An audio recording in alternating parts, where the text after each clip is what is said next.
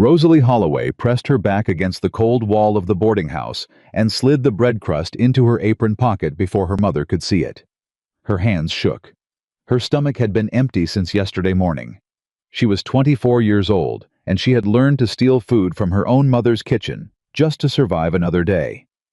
Outside, she could hear Veronica laughing with the paying guests, warm and generous with everyone except the daughter she had decided long ago was not worth feeding. If you have ever felt invisible in the place that was supposed to feel like home, stay with me. Subscribe to this channel, follow this story all the way to the end, and drop a comment telling me what city you are watching from. I want to see how far this story has traveled. Now let us go back to Willow Creek, Montana, the summer of 1883, and the day everything changed. Rosalie Holloway had a system. She woke before the sun. She moved quietly through the dark hallways of her mother's boarding house, feeling her way along the wooden walls, the way a person learns to navigate a place not by sight, but by memory of pain. She knew which floorboard creaked near the linen closet. She knew which door hinge screamed if you opened it past halfway. She knew how to exist in a space without being noticed, because being noticed by Veronica Holloway in the early morning hours almost always meant something bad was coming. The system was simple, and it had kept her alive for 24 years. Wake early, work fast, eat whatever was left over after everyone else had finished, never complain, never cry where anyone could see, and never under any circumstances let her mother catch her sitting down when there was still work to be done. That morning, in late July of 1883, Rosalie lit the kitchen stove in the dark, filled the water pot, and began slicing bread for 12 paying guests who would come down to the dining room expecting hot coffee and fresh biscuits. She moved with the kind of efficiency that only comes from years of practice and years of fear. Her hands were wide and strong from hauling laundry and scrubbing floors. Her back ached from the cot she slept on in the storage room at the rear of the house. Her dress, dark brown and plain, was 2 sizes too tight across the shoulders and had been mended so many times the original fabric was almost unrecognizable beneath the patches. She was not beautiful in the way that Willow Creek, Montana understood beauty in 1883. She was large-bodied and broad-shouldered. Her face was round and plain, though it carried a kind of quiet dignity that most people never bothered to notice, because they stopped looking the moment they registered her size. Her hair was the dark red-brown of creek mud in autumn, usually pinned back in a hurry, always coming loose by midday. Her hands were too rough for a woman her age. Her eyes, when she allowed herself a moment of stillness, were the deep, patient gray of a sky waiting for rain. Nobody in Willow Creek spent much time looking at Rosalie Holloway's eyes. They were too busy looking at everything else and deciding she was less. Rosalie. Her mother's voice came from the top of the stairs at 6 in the morning, sharp as a slap. Rosalie set the bread knife down carefully. "Yes, ma'am." "Is the coffee on?" "Just starting, ma'am." "Mr. Aldridge is leaving on the 7 o'clock stage. He wants his breakfast before 6:30. Do you understand what that means?" "Yes, ma'am, I understand." "It means you are already behind." "Yes, ma'am." There was a long pause from the top of the stairs. "And Rosalie." "Ma'am." "Do not help yourself to the biscuits before the guests have eaten. I counted them last night." Rosalie's jaw tightened. She said nothing. "Did you hear me?" "I heard you, Mama." The footsteps retreated back down the hallway and a door closed. Rosalie stood alone in the dark kitchen, with the smell of wood smoke beginning to rise from the stove and her stomach folding quietly against itself, the way it always did in the morning, the way it had done for as long as she could remember. She had eaten half a biscuit the evening before. There had been leftover salt pork from supper, but Veronica had wrapped it and set it aside for tomorrow's breakfast before Rosalie could reach it. She had chewed slowly to make the half biscuit feel like more. She had drunk 2 cups of water before bed to quiet the hunger. She was good at managing hunger. She had been practicing her whole life. The morning passed, the way most mornings passed. Rosalie served breakfast, cleared plates, carried hot water upstairs for the 2 guests who wanted to wash before traveling, swept the dining room floor, wiped down the tables, and hauled the soiled linens from the night to the washroom at the back of the property. By 8 o'clock, the paying guests were gone. The dining room was clean, and Veronica was seated at the kitchen table with a full cup of coffee and the last 3 biscuits on a plate in front of her. She did not offer Rosalie any. "The Pendleton room needs fresh bedding," Veronica said without looking up. "And the hallway runner needs beating. Use the side yard so the dust does not come back into the house." "Yes, Mama." "And tighten the window latch in room 4. Mr. Calloway complained it rattled all night." "I will." "After that, go to Patterson's store and collect the order I placed yesterday. It will be heavy. Do not drop anything." Rosalie nodded. Veronica finally looked up. Her eyes moved across her daughter with the practiced efficiency of a woman assessing livestock at a fair. Not cruel exactly, not loving either, simply calculating. "That dress is getting worse," she said. "I know, Mama. It makes you look even larger than you are." Rosalie kept her expression still. "I will see about altering it. It is beyond altering. The fabric is finished." Veronica picked up her coffee cup. "Though I suppose it does not much matter what you wear. You are not the sort of woman men look twice at." She said it the way other people said it will rain tomorrow. A simple statement of fact. No cruelty in her voice, which was almost the worst part. Veronica Holloway was not a screaming, raging kind of mother. She was a quiet, efficient, utterly certain kind of mother. She had decided long ago what Rosalie was and was not, and she stated those conclusions without drama, without guilt, without hesitation. Rosalie stood in the kitchen doorway. "Is there anything else before I start on the linens?" she asked. "Not now. Go."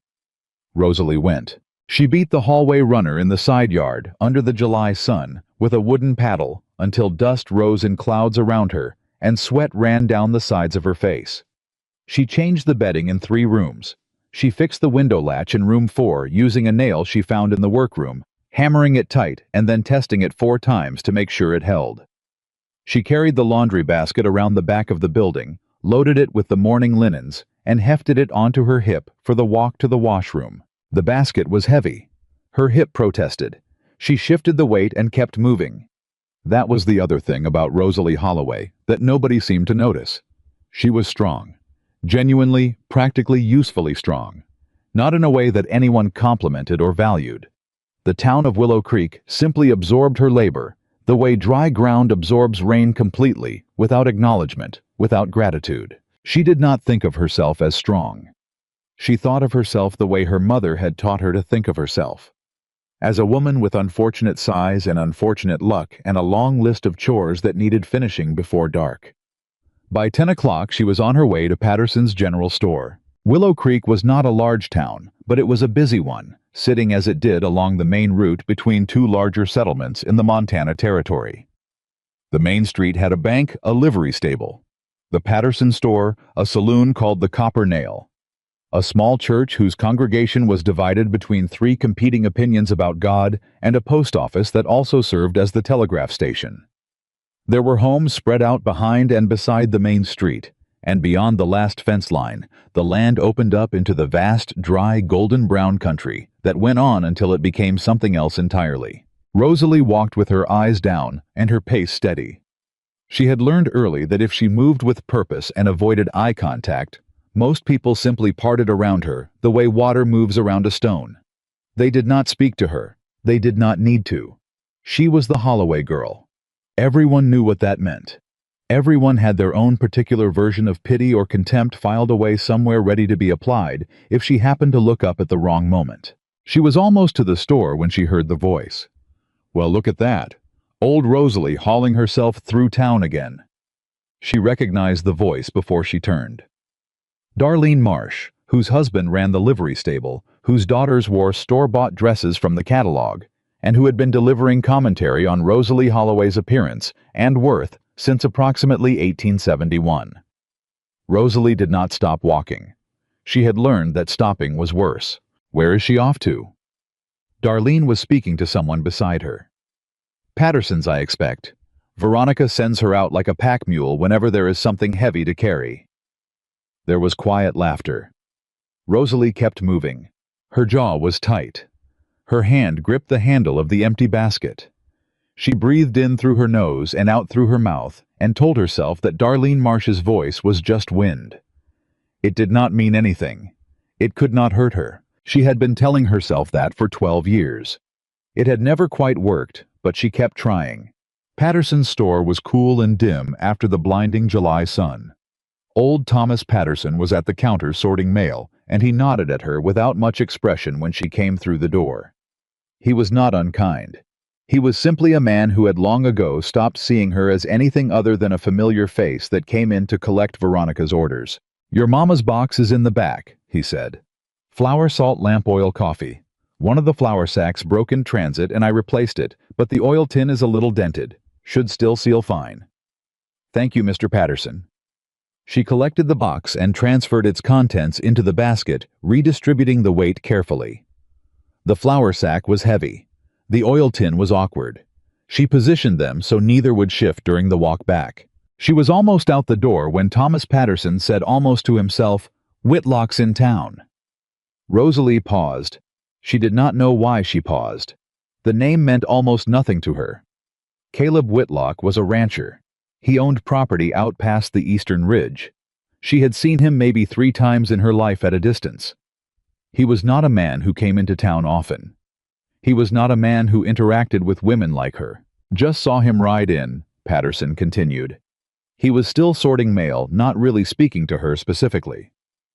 "Man does not come to town 3 times in a year normally. Something must have brought him in." Rosalie adjusted the basket on her hip. "Have a good morning, Mr. Patterson." She went back out into the sun. The basket was heavier on the way back. It always was. She shifted it from hip to hip as she walked, stopping once to set it down and roll her shoulders and breathe. The street was busier now, more horses tied at the rail in front of the saloon, a wagon unloading lumber beside the bank. 2 women from the church auxiliary, standing outside the post office, engaged in what looked like a very serious conversation. Rosalie picked up the basket and kept moving. She was almost back to the boarding house when the situation happened. She had turned into the side alley that ran alongside her mother's property. The shortest route to the back door, and the basket was listing badly to one side because the oil tin had shifted and she was trying to correct it with her hip while simultaneously not dropping the flour, and she was not paying attention to the man on horseback who had turned into the same alley from the other end. The horse stopped. The man on the horse looked down at her. Rosalie looked up. Caleb Whitlock was not what she had expected, though she could not have said exactly what she had expected. He was tall, even in the saddle, with dark hair going silver at the temples, and a face that had seen considerable weather and showed every bit of it without apology. His jaw was sharp, and his eyes were dark brown, almost black in the shade of the alley. He wore a plain work coat, nothing fancy, and his hat was the kind that has been shaped by years of actual use rather than decorative intention. I was looking at her, not through her, at her. "Excuse me," she said, stepping to the side to let him pass. "I did not see you coming. I apologize." He did not move the horse. "That basket looks heavy," he said. His voice was low and unhurried, the kind of voice that had spent years talking to horses and wide-open country. "It is fine," Rosalie said. "I can manage." She stepped further to the side. He still did not move. "I did not say you could not manage," he said. "I said it looks heavy." She blinked. "Yes, it is, but I am nearly back." A pause. "Where are you taking it?" She nodded toward the back door of the boarding house. "Just there." He watched her for a moment longer. Then he dismounted, tied the horse to the post at the alley entrance, walked over to her, and took the basket out of her hands before she could properly object. Rosalie stood with her arms suddenly empty. You do not need to." "I know I do not need to," he said. He was already moving toward the back door. "Which door?" She stared at him. "Miss," he said, stopping and looking back at her. "Which door?" The one there, the blue one." He walked to the blue door and waited. She went ahead and opened it, and he carried the basket through into the kitchen and set it on the table. He looked at the contents, looked around the kitchen, briefly looked at her. "You work here?" he asked. Yes, I live here." She felt strange saying it. "My mother owns the boarding house." Something crossed his expression. "Your mother?" Yes. He looked at the kitchen again. He looked at the small cot visible through the half-open storage room door. He looked at the single plate on the drying rack, the half-eaten biscuit someone had left on the counter, the worn state of everything in the room. He did not say anything about what he was seeing. He simply said, "You all right?" And the question undid her just a little in the private interior place where she kept everything. She was not all right. She had not been all right in a very long time. She was tired and hungry, and her back hurt, and she was 24 years old, and she had never once in her life had a man look at her as though her answer to that question genuinely mattered to him. "I am fine," she said. "Thank you for your help." He nodded slowly, the way a man nods when he does not entirely believe you, but has decided not to press it. He picked up his hat, which he had removed when he came inside, and he moved toward the door. Then her mother came in from the front hallway. Veronica Holloway stopped when she saw Caleb Whitlock standing in her kitchen. The transformation was immediate and complete. Veronica went from the cool, efficient proprietress of her own establishment to a warmly smiling woman in approximately 3 seconds. "Mr. Whitlock," she said. Her voice was entirely different, soft and welcoming. "What a surprise! What brings you to my kitchen?" "I helped your daughter with a heavy basket," he said simply. Veronica looked at Rosalie. Rosalie could see the rapid calculation happening behind her mother's eyes, running through the possible implications and advantages of having a wealthy rancher standing in her kitchen. "How very kind," Veronica said. "That girl never asks for help when she should. She gets her stubbornness from her father's side. I am afraid." She laughed lightly and moved toward the stove. "Can I offer you coffee, Mr. Whitlock? You must be warm from the ride."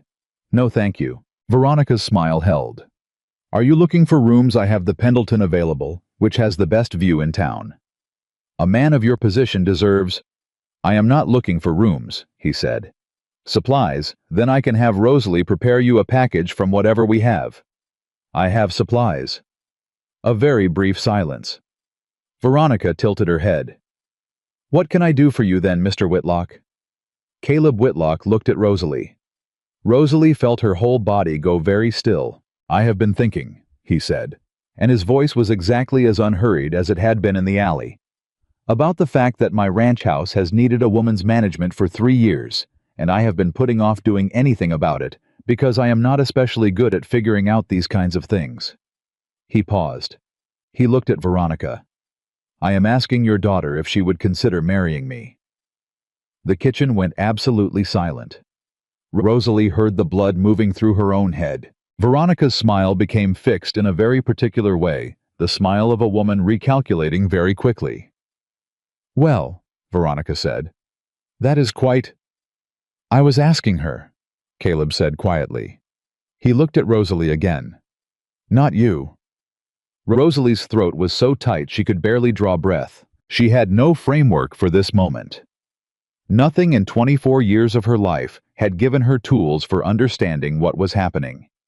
A man she had met 14 minutes ago in an alley was standing in her mother's kitchen, asking her to marry him, and he was looking at her with those dark, patient eyes, as though her answer was the only thing in the room that mattered. She thought, "He feels sorry for you." He saw the cot. He saw the kitchen. He is a charitable man who has made a terrible decision based on pity. She thought, "Say no. Say thank you, but no. He will regret it." She thought, "Say no." She said, "Why?" Her voice came out smaller than she intended. She pressed forward anyway. "Why me?" Caleb was quiet for a moment. He seemed to be choosing his words with care, the way a man who does not speak easily chooses them when speaking becomes necessary. "Because," he said, "you apologized to me for being in the alley. You were carrying a 40-pound basket in July heat, and you apologized to me." He held her eyes.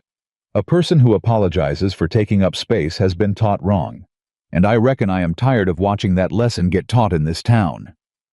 Rosalie's mother made a small, sharp sound that might have been a laugh, or might have been something else. "She has her limitations," Veronica said.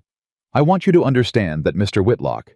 She is not a small woman, and she has not been productive in the way a wife should, perhaps." "Mrs. Holloway," Caleb said without looking at her, without raising his voice. I did not ask for your assessment.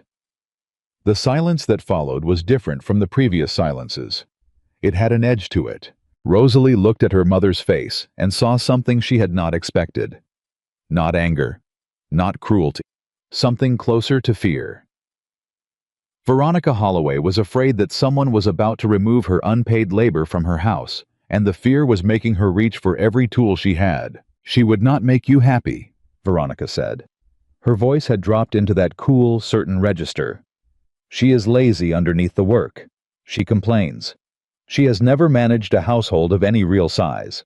You are offering her something she has not earned, and frankly, Mama. It was the first word Rosalie had spoken above a whisper in 5 minutes. Both Caleb and Veronica turned to look at her. Rosalie could feel her heart hammering. She could feel the years of silence pressing against the backs of her teeth. She breathed. Mama, she said again carefully. I would like to think. Veronica blinked. I would like to think, Rosalie repeated, without you speaking right now. It was not a shout. It was not a breakdown. It was simply the calmest, most direct thing Rosalie Holloway had ever said to her mother, and the effect of it in the room was remarkable. Veronica's mouth closed. A complicated expression moved across her face and settled into something that looked almost briefly like surprise. Caleb Whitlock said nothing. He simply waited. Rosalie looked at him. She looked at the man who had carried her basket without being asked, and who had looked at her cot through a half-open door and asked if she was all right, and who had told her mother without raising his voice that her assessment was not requested. She thought about Darlene Marsh's laughter in the street. She thought about counting biscuits. She thought about the half-empty cup of water she had drunk before bed last night, because her stomach would not stop talking. She thought about her mother telling her at 14 years old that she need not bother growing her hair because nobody would be looking at it. She thought about all the mornings she had woken up before the sun, and the question she never let herself ask out loud. Is this all there is? I would need to know, Rosalie said slowly, that it is a real arrangement, not charity. Caleb held her gaze. It is real. I would need to know that I would not be traded from one set of work to another set of work with different walls. My house needs managing, he said. I am not looking for a servant. I am looking for a partner. Those are different things. How are they different? A servant does not eat at the same table, he said. A partner does. Rosalie's jaw worked. She swallowed something that was trying very hard to become tears. I do not know you, she said. No, he agreed. You do not. That is something that changes over time if both people are willing. Veronica made a restless movement near the stove. This is absurd. Rosalie, you cannot seriously be... Mama. The word again. Quieter this time. Almost gentle. Veronica stopped. Rosalie looked at the man in front of her. The truth was, there were 100 reasons to say no. She had been damaged by years of being told she was worthless. She did not trust kindness because kindness in her experience always arrived with a hidden invoice. She was afraid of unfamiliar places and unfamiliar expectations, and the vast and specific loneliness of being wrong about something as important as this. But she also knew something else. She knew that if she said no and he walked out that blue door, she would spend the rest of her life in this kitchen, counting biscuits and apologizing for being in alleys, and the weight of that knowledge was heavier than the basket had been. All right, she said. Caleb Whitlock nodded once the way a man nods when something he was not sure would happen has happened, and he is doing his best not to show how much it mattered. I will have the arrangements made, he said. You can bring what you need. It does not have to be much. She has very little, Veronica said, and her voice had changed again, gone tight and brittle. You should know that. She has nothing of value to bring into your house. That is fine, Caleb said. He put his hat on. He looked at Rosalie one more time, a clean and direct look that did not ask her to be anything other than exactly what she was, standing there in her mended brown dress with her rough hands and her careful expression. I will come back in 3 days, he said. That gives you time. Time for what? She asked. To change your mind if you want to. She would spend those 3 days in a state of suspended disbelief, moving through her chores, with her mind somewhere outside her body, replaying the 14 minutes in the alley and the kitchen until she had worn the memory smooth from handling it too much. She would wonder if she had imagined the way he said, "I did not ask for your assessment." She would wonder if kindness this specific ever survived contact with ordinary life. Veronica did not speak to her for the first day and a half after Caleb left. Then, on the second evening, she came to the kitchen where Rosalie was finishing the dishes, and she stood in the doorway and she said, "You will embarrass him." Rosalie kept washing. "You will embarrass him, and he will send you back, and it will be worse than if you had never gone." Rosalie set a plate on the drying rack. "You have always been a foolish girl," Veronica said. "Foolish and soft and built wrong. No amount of a wealthy man's pity changes that." Rosalie picked up another plate. "I am not asking you to be happy for me," she said quietly. "I am asking you to let me finish the dishes." On the morning of the third day, Caleb came back. He arrived at the front door of the boarding house at 8 in the morning with a wagon and a man named Hector, who was apparently the foreman of Ravenwood Ranch, and a man of approximately 4 words and considerable competence. There was no ceremony. There was very little of anything, really. Rosalie had one bag. Everything she owned fit into it with room to spare. She came downstairs with the bag and stood in the front hallway, and she looked at her mother one last time. Veronica was standing at the top of the stairs in her good morning dress. Hands folded expression, complicated, and finally unmistakably human. For just a moment, Rosalie thought she saw something that might have been grief. Then it was gone. "Well," Veronica said. "Go on then." Rosalie walked out the front door into the July morning. The town of Willow Creek watched from its various windows and doorways. She could feel the eyes the way you feel. July heat coming from every direction at once. She heard someone near the saloon say something she chose not to make out. She heard Darlene Marsh's voice from somewhere to the left, and she decided firmly and cleanly not to care. Caleb was standing beside the wagon. He looked at her bag. He looked at her face. He did not say anything about the tears. She was not quite crying, or the set of her jaw, or the way she was holding her shoulders like a woman preparing for impact. He simply said, "The drive is about an hour." "All right," Rosalie said. He helped her up onto the wagon seat, not because she could not manage, because he was there and it was polite. She noted the difference. It was a small thing. It was not a small thing at all. They drove out of Willow Creek and onto the road that led east toward the mountains, and Rosalie Holloway sat on the wagon seat with her one bag at her feet, and the summer air moving against her face, and she did not look back. She thought this could be the worst thing you have ever done. She thought, or it could be the first right thing. The road stretched out ahead of them, long and dry and golden in the morning light, and Caleb Whitlock drove without speaking, which should have been uncomfortable, which was instead somehow the most peaceful silence she had experienced in 24 years of a life spent surrounded by noise that was always about what she was not. For the first time, the silence around her felt like it belonged to her. She held on to that.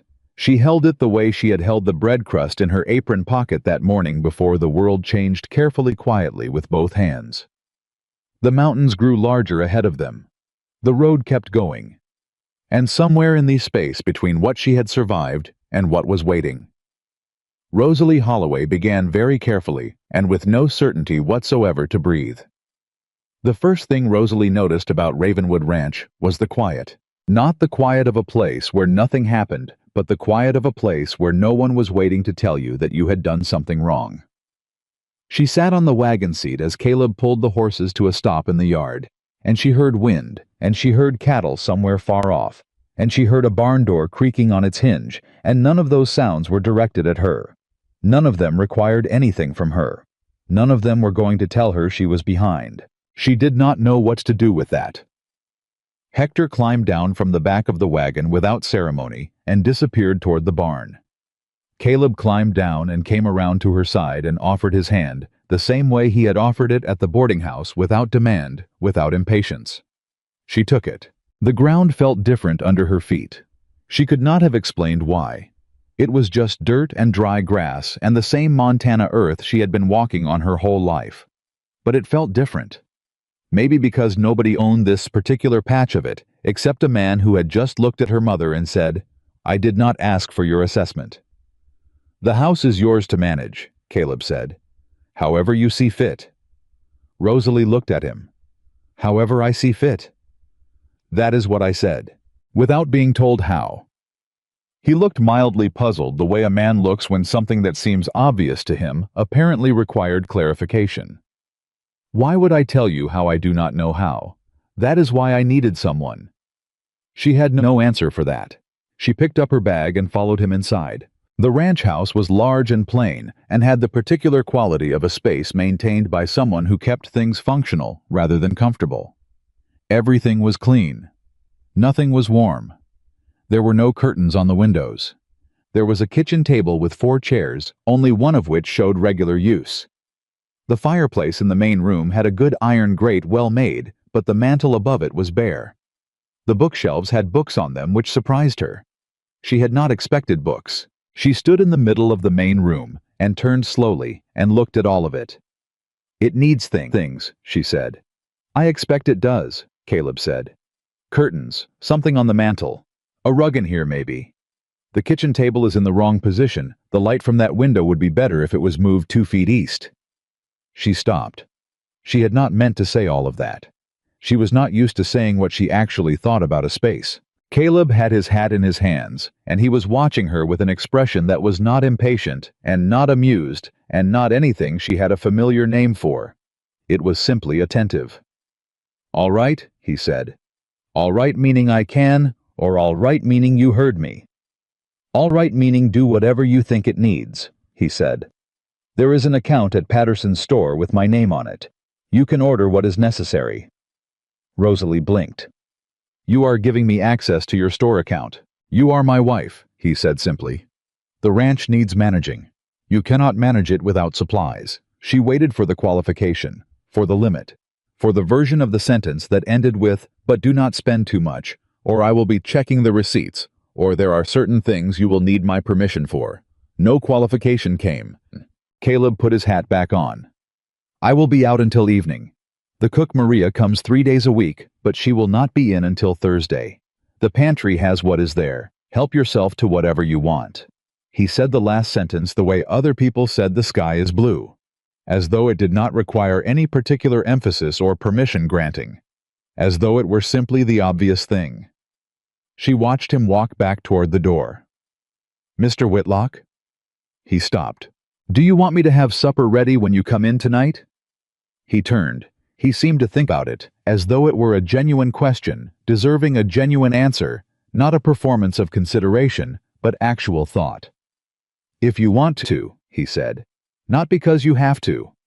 Then he was gone. Rosalie stood in the middle of the main room of Ravenwood Ranch House and held very still for approximately 30 seconds, while the full and overwhelming strangeness of her situation settled through her layer by layer, the way cold water moves through warm. Then she went to the pantry. It was stocked, genuinely abundantly stocked. There was flour and cornmeal and coffee and sugar and 3 kinds of dried beans and 2 types of cured meat and a full crock of lard and more salt than she could use in a month. There were canned goods on the second shelf and dried fruit on the third, and a covered pot of something that turned out to be leftover stew from the day before. She stood in front of the open pantry door for a long time. She was not sure she had ever seen this much food in one place, that she was allowed to touch without permission. She reached out and picked up an apple from the bowl on the lower shelf. Just picked it up, held it, looked at it. Then she sat down on the kitchen floor right there on the boards, and she ate the entire apple without measuring it against what she deserved, without saving half for later, without looking over her shoulder to see if anyone was counting. It was the best apple she had ever eaten.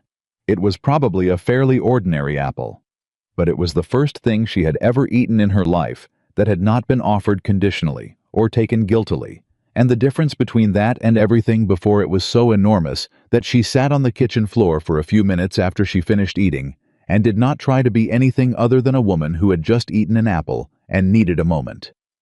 Then she got up and went to work, not out of fear, not because someone would check, because the house needed things, and she was here, and her hands were capable, and for the first time in her life capable, meant something other than useful to someone else. She moved the kitchen table. She was right, the light was better immediately. She found a box of odds and ends in the storage room, and inside it were 2 old curtain panels, sun-faded but structurally sound, and she hung them in the main room after spending 20 minutes locating the hooks that must have supported previous curtains, proving someone had lived here before, who understood what a home was supposed to feel like. She made supper. Not because she had to. Because she wanted to, which was a distinction she had never previously been allowed to experience. When Caleb came in that evening and stopped in the doorway of the main room and saw the curtains and the moved table visible through the kitchen doorway and smelled whatever was on the stove, his expression did something small and involuntary. Something that he immediately returned to stillness, but she caught it. He sat down at the table. She put food in front of him. Then she sat down across from him. He looked at the place setting in front of her. "You are eating with me," he said. "You said a partner eats at the same table." Something moved through his expression again, that same small involuntary thing. "I did say that." They ate. He did not talk much. She had expected that he was not a man who filled silence with noise. But he was not uncomfortable in it either, and that meant she did not have to be. She ate a full plate of food. She ate it without apologizing for it. She refilled her cup of coffee without asking. These were very small things. They were enormous. The days that followed had a quality Rosalie could not immediately name, and eventually identified as regularity without punishment. She woke when she woke, which was still early because her body did not know how to sleep past sunrise, but no one was waiting at the bottom of the stairs to tell her she was behind. She worked because there was work to be done, and she was someone who worked, but the work had edges. It ended. When it ended, she could stop. She explored the ranch. Not all at once, but in increments, the way a person who has spent years in a small space learns slowly that the larger space is not a trap. She walked the yard. She learned the names of the hands. There were 6 of them, ranging from a taciturn man named Amos, who was at least 60 and had apparently been working Ravenwood land since before Caleb bought it, to a young man named Curtis, who could not have been more than 20, and who looked at Rosalie with the straightforward lack of judgment of someone who had not yet learned to look at people sideways. "You cook?" Curtis asked her on the 3rd morning, appearing at the kitchen door with the particular hopefulness of a young man who had been surviving on his own cooking for several days. "I do," Rosalie said. "Better than cold beans." "Considerably better than cold beans." Curtis grinned. It was the uncomplicated grin of someone who had not decided yet whether she was worth respecting, and was going to make that call based entirely on the biscuits. "Maria makes real good biscuits on Thursdays." "I make better biscuits than Maria," Rosalie said, and surprised herself with the confidence in her own voice. Curtis looked at her for a moment. Then he said, "Yes, ma'am," with a gravity that suggested he was reserving judgment until the evidence was in, which Rosalie found entirely fair. She made biscuits that morning. Not just enough for herself and Caleb. Enough for everyone. She sent Curtis out to tell whoever was nearby, and 4 of the 6 hands came in for breakfast, and they ate without commentary, except for Amos, who ate 3 biscuits in silence, looked at her and said, "These are acceptable," which Curtis later told her was the highest compliment Amos had ever been known to pay a living human being. Caleb came in late for breakfast that morning and found the kitchen full of ranch hands and the biscuit situation well advanced. He stood in the doorway and looked at the scene, and something in his face that Rosalie was beginning to learn to read. That careful, contained, undemonstrative face shifted into a version of itself that she thought might be what contentment looked like on him. He did not say anything. He sat down, and she put a plate in front of him, and he ate, and the kitchen was loud and warm and full of other people, and she stood at the stove and thought with a kind of distant wonder, "I did this."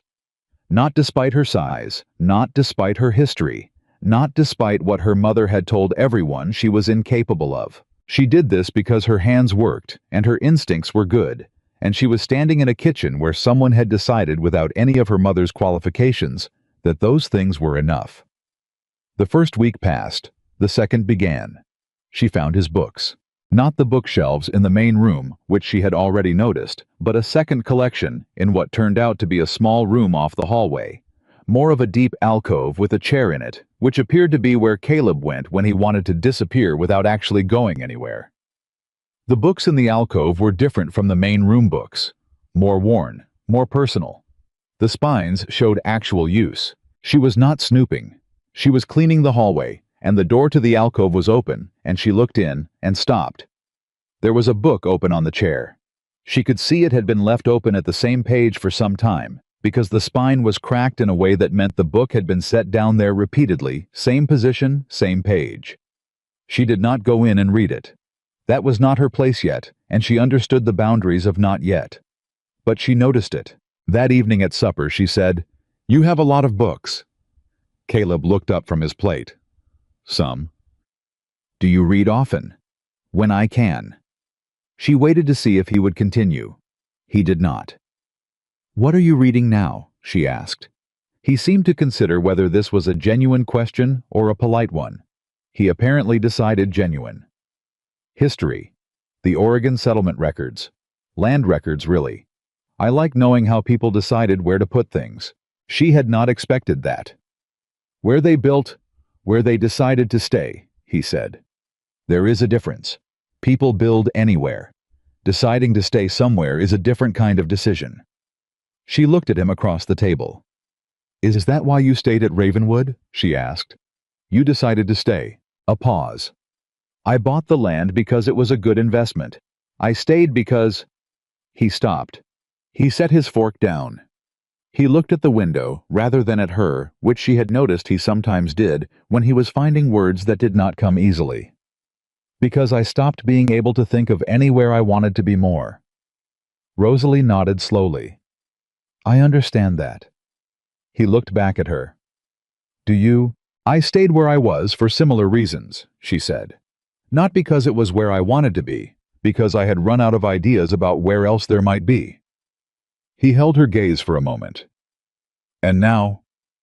She thought about the apple on the kitchen floor, about the biscuits this morning, about Amos saying acceptable in the voice of a man awarding a medal. "Now," she said carefully, "I think I might have some ideas." Something moved across Caleb Whitlock's face that she had not seen there before. It was not quite a smile. It was something that lived in the neighborhood of a smile and was perhaps more honest than one. He picked up his fork. She picked up hers. Outside, the Montana evening settled over the ranch, wide and dark and full of stars, and the house that had been silent for 3 years held for the first time the particular warmth of two people learning to share a table without keeping score. But Willow Creek was not a place that forgot quickly. She discovered this on Thursday when she drove herself into town for the first time since leaving. She needed several things from Patterson's store that could not wait for the next supply run, and Caleb had told her to take the smaller wagon and go ahead when she wanted to. Just like that. Go ahead when you want to. As though the decision were entirely hers. She drove herself to town. She tied the wagon in front of Patterson's store, and she climbed down, and she walked through the front door with Caleb Whitlock's account in her name, and she said good morning to Thomas Patterson, and she placed her order. Patterson wrote it down without any particular reaction. He was a man of business. She had money behind her now, which in practical terms meant more to him than any social calculation. He was courteous. He was efficient. He loaded her order. It was on the walk back to the wagon that Darlene Marsh materialized from the post office. "Mrs. Whitlock," Darlene said, and managed to put about 4 different kinds of commentary into those 2 words without technically saying any of them. "Mrs. Marsh," Rosalie said. She kept moving. "Settling in well, are you?" "Quite well, thank you. We have all been so surprised," Darlene said, falling into step beside her in a way that was technically friendly and actually predatory. "It was very sudden, was it not, the whole arrangement?" Rosalie loaded the first package into the wagon. "Some good things are." "And how are you finding ranch life?" "It must be quite a change from the boarding house."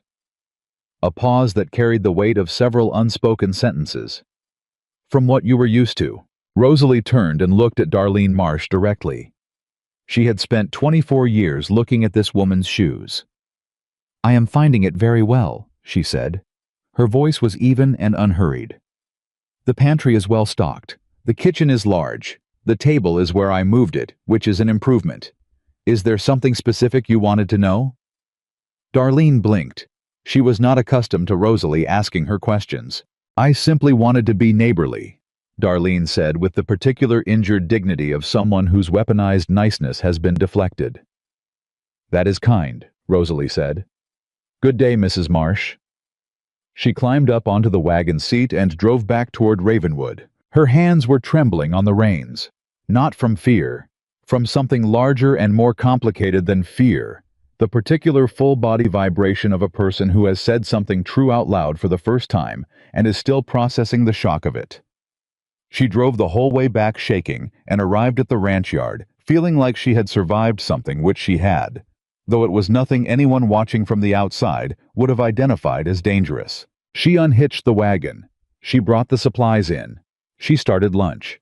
When Caleb came in at midday and she told him she had driven herself to Patterson's, he looked at her over his coffee cup and said, "Any trouble?" She thought about Darlene Marsh. "Nothing I could not manage," she said. He nodded the way he nodded when he believed her, but was paying attention anyway. The second week gave way to the third, and it was on a Tuesday morning of the third week when Rosalie was in the yard, hanging washing on the line that Hector had repaired for her the day before, without being asked, and without fanfare, simply repaired it because it needed repairing, and he was a man who fixed things that needed fixing. It was on this Tuesday morning that she heard horses coming up the road and looked up and saw 3 riders. She did not recognize 2 of them. The third she recognized immediately, her mother. Veronica Holloway sat side-saddle on a borrowed horse with the careful posture of a woman who did not ride often and was not going to let that show. She was wearing her best visiting dress. Her expression was the one she used for purposes of business. Rosalie set down the sheet she was holding. She did not run. She did not retreat toward the house. She stood in the yard with the washing line behind her, and she waited, and something in the waiting itself felt like a statement. The 3 riders pulled up. The 2 men with Veronica were strangers to Rosalie. One was a heavy-set man in a town suit with a leather satchel, which meant lawyer. The other was younger and harder-looking, standing back slightly in a way that said hired muscle or witness or both. Veronica dismounted with the help of the heavy-set man and walked toward Rosalie across the yard. "Well," she said, "you look better fed." It was the first thing out of her mouth. Not hello, not how are you. The observation about Rosalie's body delivered in Veronica's usual tone of someone noting the weather. Rosalie said, "Good morning, Mama." "I have come on a matter of business," Veronica said. "Is your husband home?" "He is working," Rosalie said. "What business?" Veronica glanced at the lawyer. The lawyer opened his satchel.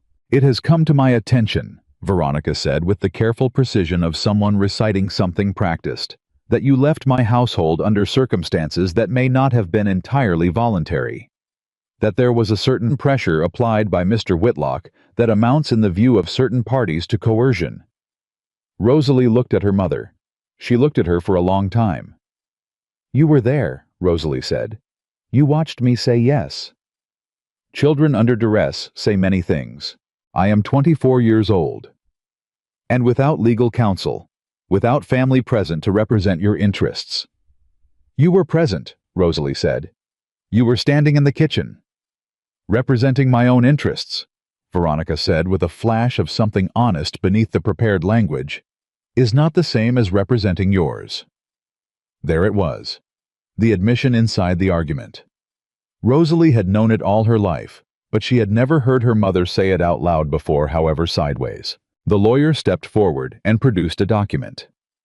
"Mrs. Whitlock, this is a formal inquiry into the conditions of your marriage arrangement signed by 3 members of the Willow Creek Town Council. We would simply require your husband to appear and answer some questions." "Some questions," Rosalie repeated. "Regarding the circumstances of your departure from your mother's household.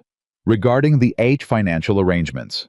Rosalie looked from the lawyer to the harder-looking man and back to her mother. She understood exactly what was happening. Her mother was not here out of concern. Her mother was here because 3 weeks of unpaid labor had walked out the door, and somewhere between pride and profit, profit had eventually won. She was here for money. She was using the language of protection to come for Caleb's money.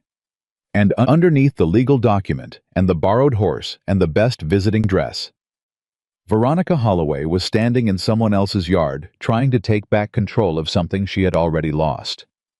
Rosalie's jaw set. She said, "No." Veronica's expression sharpened. "I beg your pardon." "No," Rosalie said again. "My husband will not be appearing to answer questions. I will not be signing any document. You will not be coming into this house." "Rosalie." "You told me I was worthless," Rosalie said. Her voice was level and clear and had no performance in it at all. "You counted the biscuits. You told me to eat what was left after everyone else had finished. You put me in a storage room and called it a bedroom, and told me no man would ever see past what I looked like." She took one step forward. "If you had a concern for my well-being, you had 24 years to demonstrate it. You chose not to. You do not get to use the language of concern now because your labor walked away." The yard was very quiet. Even the horses seemed to be paying attention. Veronica's expression had gone through several rapid changes and had arrived somewhere Rosalie could not quite read. Anger, maybe. Something underneath the anger that was older and harder to name. "You would speak to me this way," Veronica said very quietly, "after everything I provided." "You provided a roof and work," Rosalie said. "That is not the same as a home. You know the difference. I know you do, because if you did not know the difference, you would not have bothered being generous with the paying guests." A muscle moved in Veronica's jaw. The lawyer shifted his satchel. "I would strongly recommend," said a voice from behind Rosalie, "that you take your document and your company back to Willow Creek." Rosalie turned. Caleb had come up from the south field without her hearing him. He was on horseback, which put him above everyone in the yard, and Hector was 2 steps behind him, which made the number of people standing on the Ravenwood side of this conversation 4 to 3. He did not raise his voice. He did not have to. "My wife has given you her answer," Caleb said. He looked at the lawyer with the direct, flat patience of a man who has dealt with more intimidating legal challenges than a document in a leather satchel. "If you have a legitimate complaint, you will file it through the proper court in Helena, and I will have my own lawyer respond accordingly. If you are here on a social call, you are not welcome." He looked at Veronica. "I am sorry for that, but my wife's answer is my answer." Veronica looked from Caleb to Rosalie. For a single unguarded moment, something collapsed in her face. Not grief exactly, not guilt exactly, but something that had lived in the same house as both of them for a long time and had run out of room. Then she gathered herself. She turned to the lawyer. She walked back to her horse. None of them said another word. Rosalie stood in the yard and watched the 3 riders go back down the road toward Willow Creek, smaller and smaller against the morning sky until they were nothing. She became aware that her hands were completely steady. That surprised her. She had expected to shake. She had expected the old collapse inward that happened whenever her mother's voice reached a particular register. Instead, there was just a clean, complete stillness, the way a room feels after a window has been opened and the stale air has moved out. Caleb dismounted and came to stand beside her. "You heard," she said. "Most of it. I came when Hector told me there were riders coming up the road." She nodded. "You handled it," he said. "I did." A pause. I was looking at the road where the riders had gone, not at her. "You did not need me," he said. "No," she agreed. "But I am glad you came." He looked at her then. That same careful, attentive look she had been learning to read across 3 weeks of suppers and mornings and a shared table. "So am I," he said. They stood together in the yard as the morning moved around them, and Rosalie felt something shift in the arrangement between them. Something that had been tentative become something else. Something with more weight to it, more permanence. The difference between a structure that is being tested and a structure that has been tested and has held. That evening at supper, he asked her quietly over coffee, "Are you all right?" She thought about the question.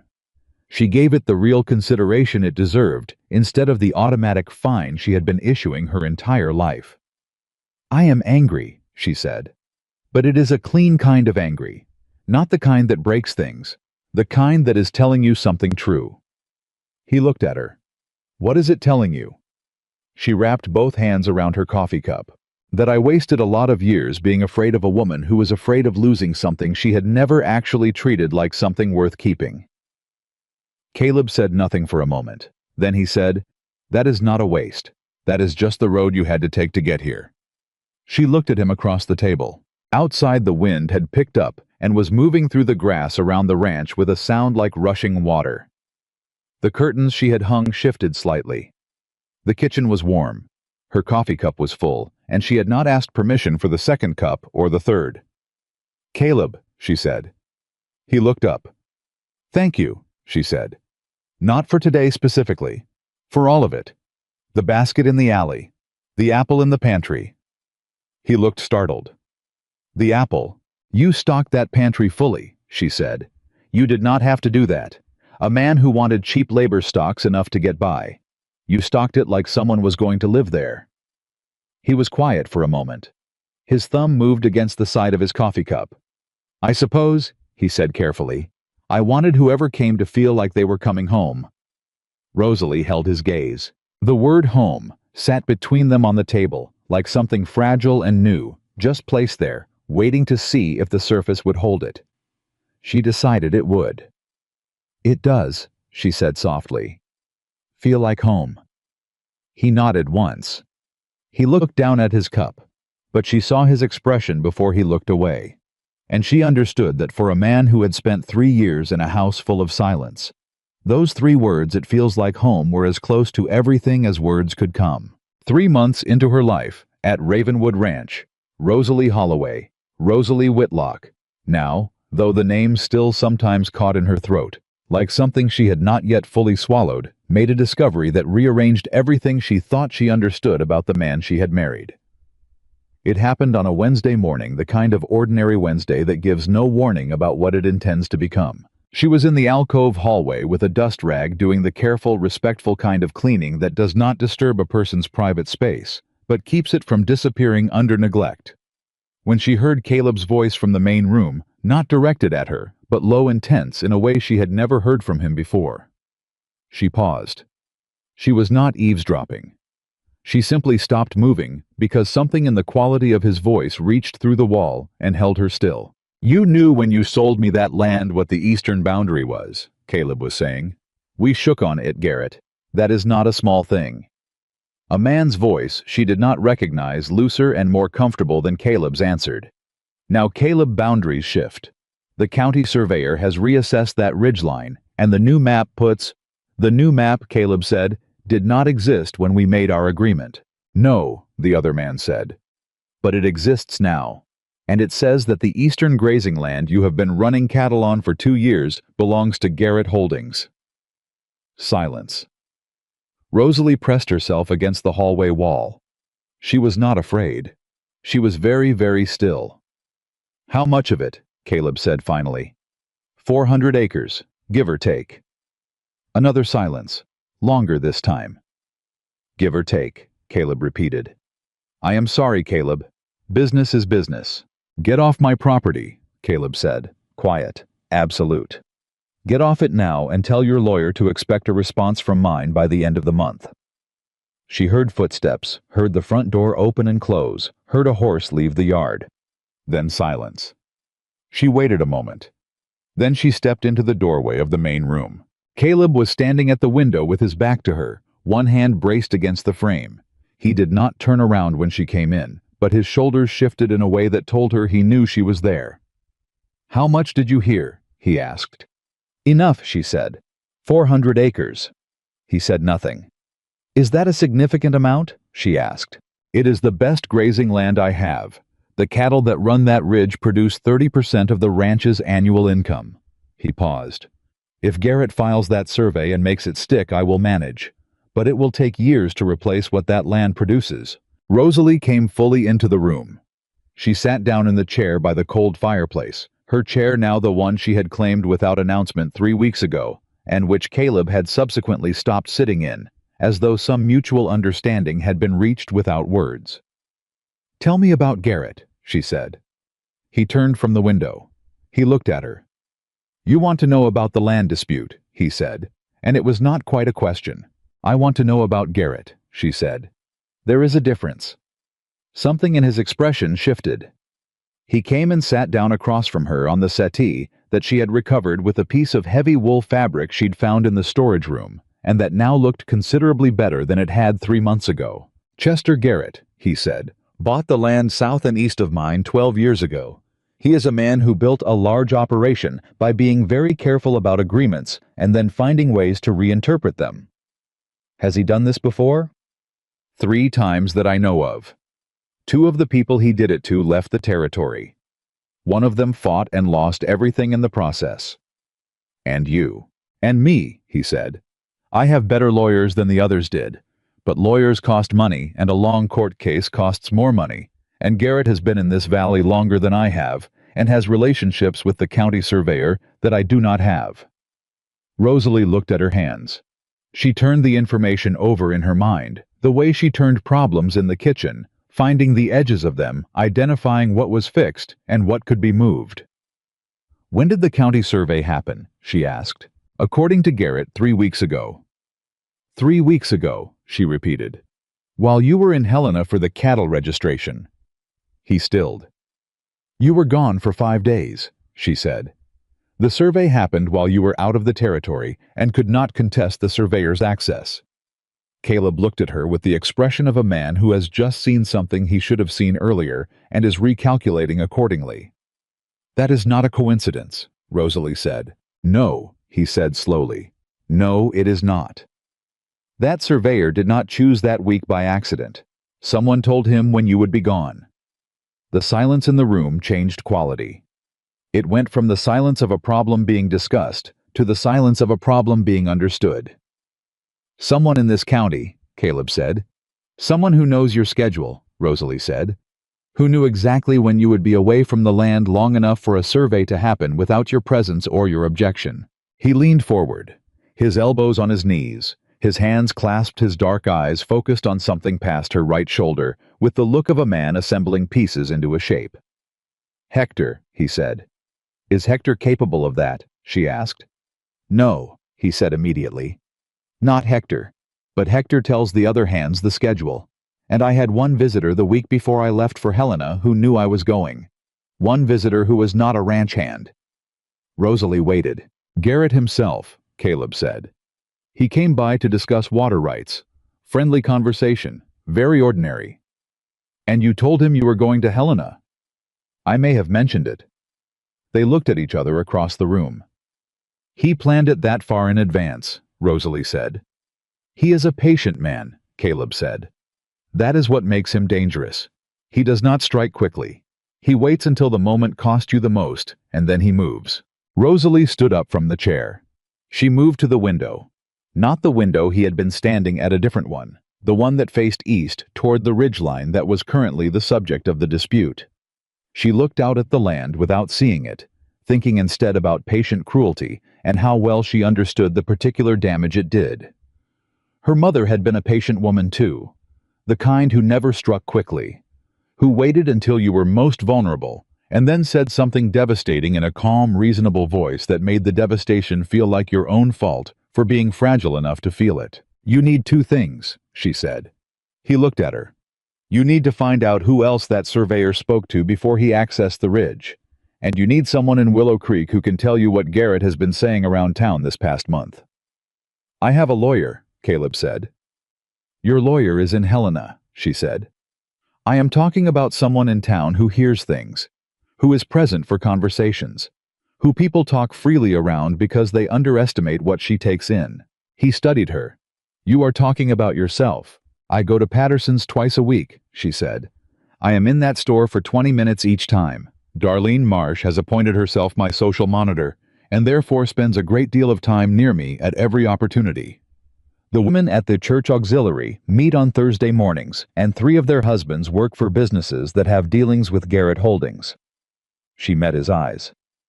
"Nobody in Willow Creek thinks I am paying attention. They never have.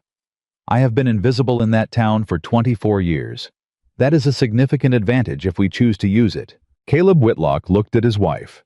He was quiet for a moment, that stretched long enough to make her wonder if she had overstepped, if she had moved beyond the edges of what their arrangement was supposed to include.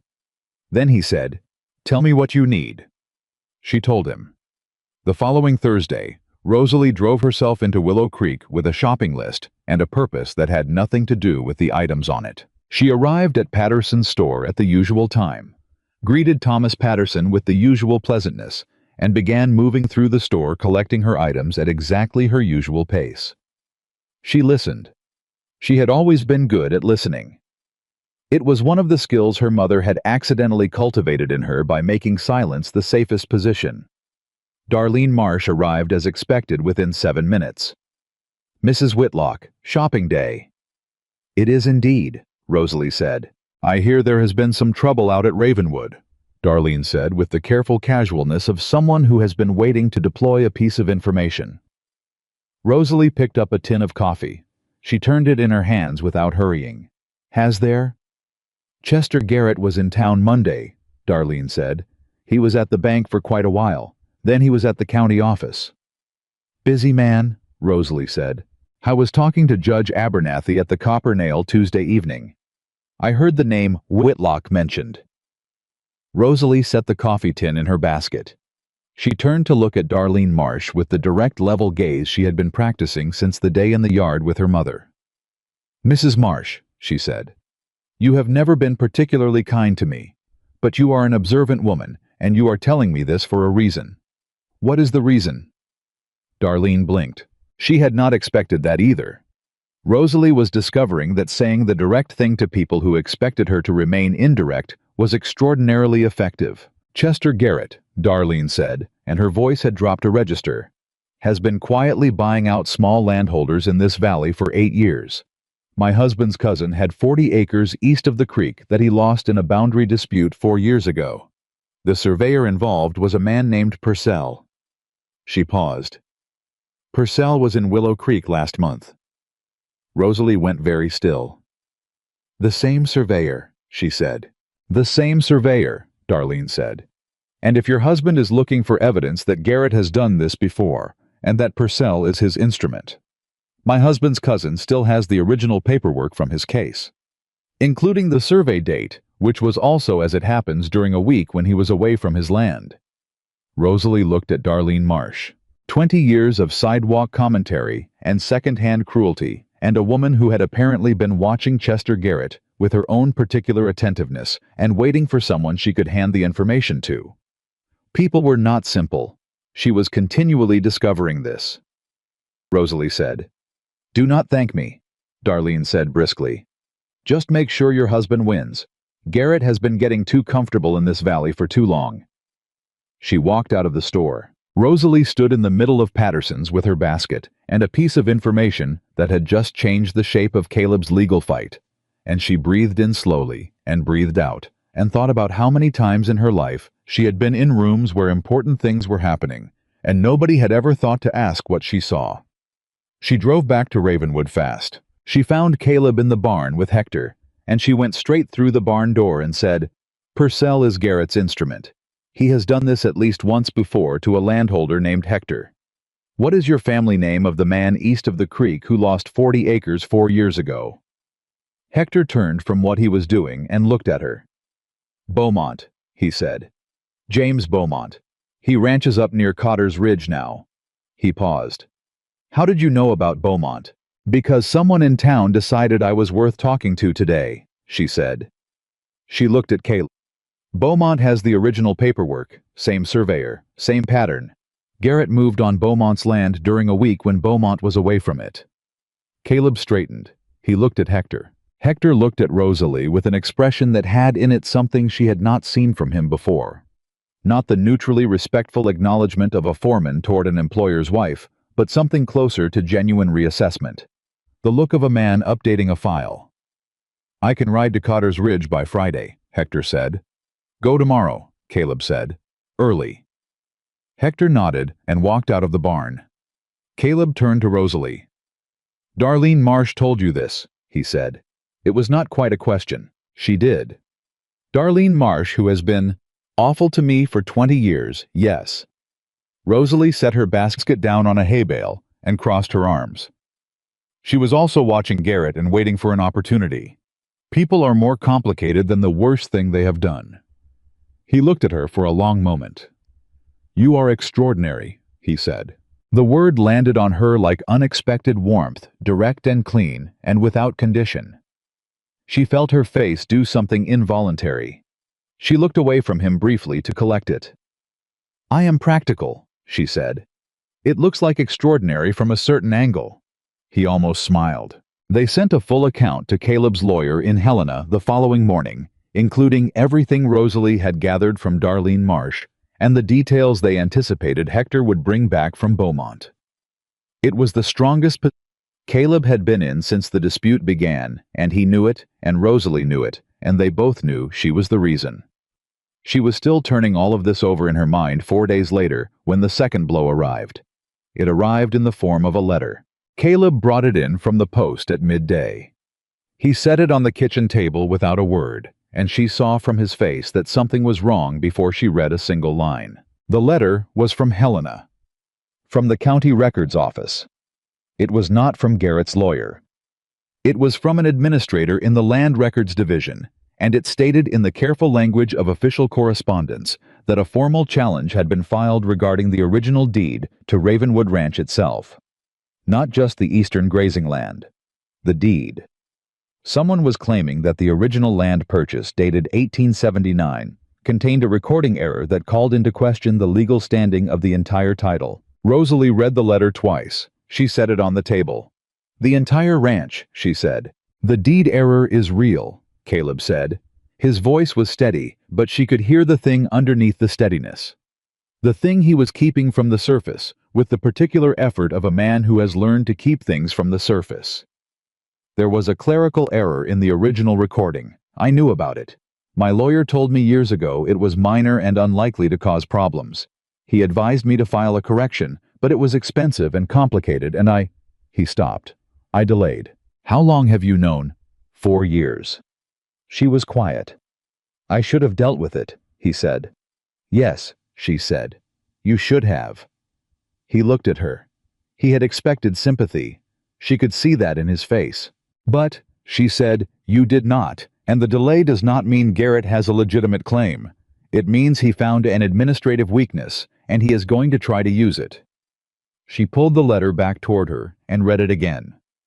"He is attacking from 2 sides, the Eastern Boundary Survey and now the title deed. One of them will probably succeed if you fight them separately. Both of them together might overwhelm your resources." "Yes," Caleb said. "So do not fight them separately," she said. He looked at her. "If you can prove that Garrett knew about the deed error before he filed the boundary survey, if you can show that the boundary challenge was filed with the intention of creating financial pressure specifically to make you unable to mount an adequate defense of the title challenge, that changes the nature of both cases. It becomes predatory interference, not a boundary dispute." Caleb sat down slowly. "Your lawyer needs to file a countercomplaint," Rosalie continued. "Not a defense, an offense. Garrett has done this before. Beaumont's case is evidence of a pattern of predatory interference with legitimate land titles using manipulated surveys and strategic timing." She pushed the letter across the table. "That is not a man defending a boundary. That is a man running a scheme. And schemes, when you can show the pattern, look different to a judge than disputes do." The kitchen was very quiet. Caleb was looking at her with an expression she had not seen on him before. It was not the contained, attentive look she was used to. It was something more open than that, something that had let go of its careful management. "Where did you learn to think like this?" he asked. "From a woman who controlled everything around her through strategic management of information and resources," Rosalie said. "My mother was not kind, but she was very good at understanding how power worked. I watched her do it for 24 years. She met his eyes. "I learned from her. I just decided to use what I learned differently." He reached across the table. He put his hand over hers. It was the first time he had touched her with anything that was clearly, unambiguously, deliberately something other than courtesy or assistance. His hand was warm and calloused and heavy with years of outdoor work, and it covered her hand completely and did not move. She looked down at their hands on the table. She looked up at him. His expression was the most unguarded she had ever seen. All the careful management laid aside, and what was underneath it was not what she had expected. She had expected gratitude, maybe respect. What she saw was something that had been there longer than gratitude, something that had perhaps been there since an alley in July, and a 40-pound basket, and a question, "You all right?" "Rosalie," he said. His voice was different, lower and rougher, and without its usual control. "Yes," she said. She did not know exactly what she was answering. She answered it anyway. He did not let go of her hand. The letter from Helena sat on the table between them, and outside the cattle were somewhere on the hills that might or might not still be his hills in 6 months, depending on what happened in a courthouse in Helena, and none of that was resolved, and none of it was simple. But his hand was on hers, and she had not pulled away, and the kitchen was warm and quiet and real. She said, "We should send that letter to your lawyer today." "We should," he said. Neither of them moved immediately. Then, because they were both practical people who understood that the work did not stop for the moment, she turned her hand over under his and squeezed once firmly, and they let go, and she stood and began writing the letter to the lawyer in Helena, while Caleb sat at the table and added his own notes in his spare, precise handwriting. They worked side by side at the kitchen table for 2 hours that afternoon, and it was, Rosalie thought, one of the most intimate things she had ever done. Not because of what it was, because of what it said. "We are in this together. Your problem is my problem. Your ranch is my ranch. Your fight is my fight." Nobody had ever told her in 24 years that their fight was her fight. The letter went out on the Thursday stage. The following week, the news came back from Cotter's Ridge. Hector had found James Beaumont, and James Beaumont had his paperwork, and the paperwork was exactly what they had hoped. Same surveyor Purcell. Same pattern survey conducted during Beaumont's absence. And Beaumont had one additional piece of information that Hector had not anticipated. He had kept a letter.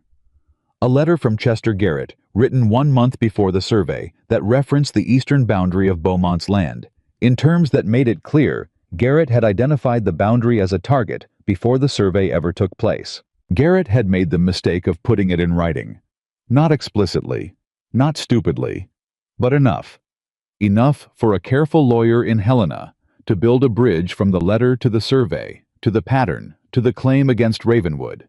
And that bridge, their lawyer wrote back, was exactly what they needed. When Caleb read that letter aloud at the kitchen table on a Sunday morning with Hector and Amos and Curtis all somehow present, because word had spread among the ranch hands that something was happening, and ranch hands, whatever their reputations for indifference, are not actually indifferent to whether the ranch they work on continues to exist. When he finished reading and looked up, the room was quiet, and then not quiet. Curtis said something that would not have been appropriate in church. Amos said, "Acceptable." Hector looked at Rosalie. "You found the Beaumont connection," he said. "Darlene Marsh found it," Rosalie said honestly. "I just drove to town on Thursday." "You asked the right questions," Hector said. "Mrs. Marsh has been in Willow Creek her whole life. Nobody asked her those questions before." Rosalie looked at her coffee cup. She thought about all the years she had moved through Willow Creek with her eyes down and her pace steady, invisible by habit and necessity, and how many things she had noticed in her invisibility that she had never known were valuable because nobody had ever asked. She thought about her mother's voice, "You are too big, too slow, too useless." She thought about the surveyor who had come and gone from the ridge while Caleb was in Helena, counting on the assumption that nothing important would notice. She thought about how many people had built their plans on the assumption that she would not notice. She was done with that. The legal case moved to Helena formally in the 3rd week of October. Caleb went for 5 days. He asked Rosalie if she wanted to come. She considered it seriously and then decided no, not because she was afraid, but because someone needed to manage the ranch, and she was better positioned to do it from Ravenwood than from a hotel room in Helena.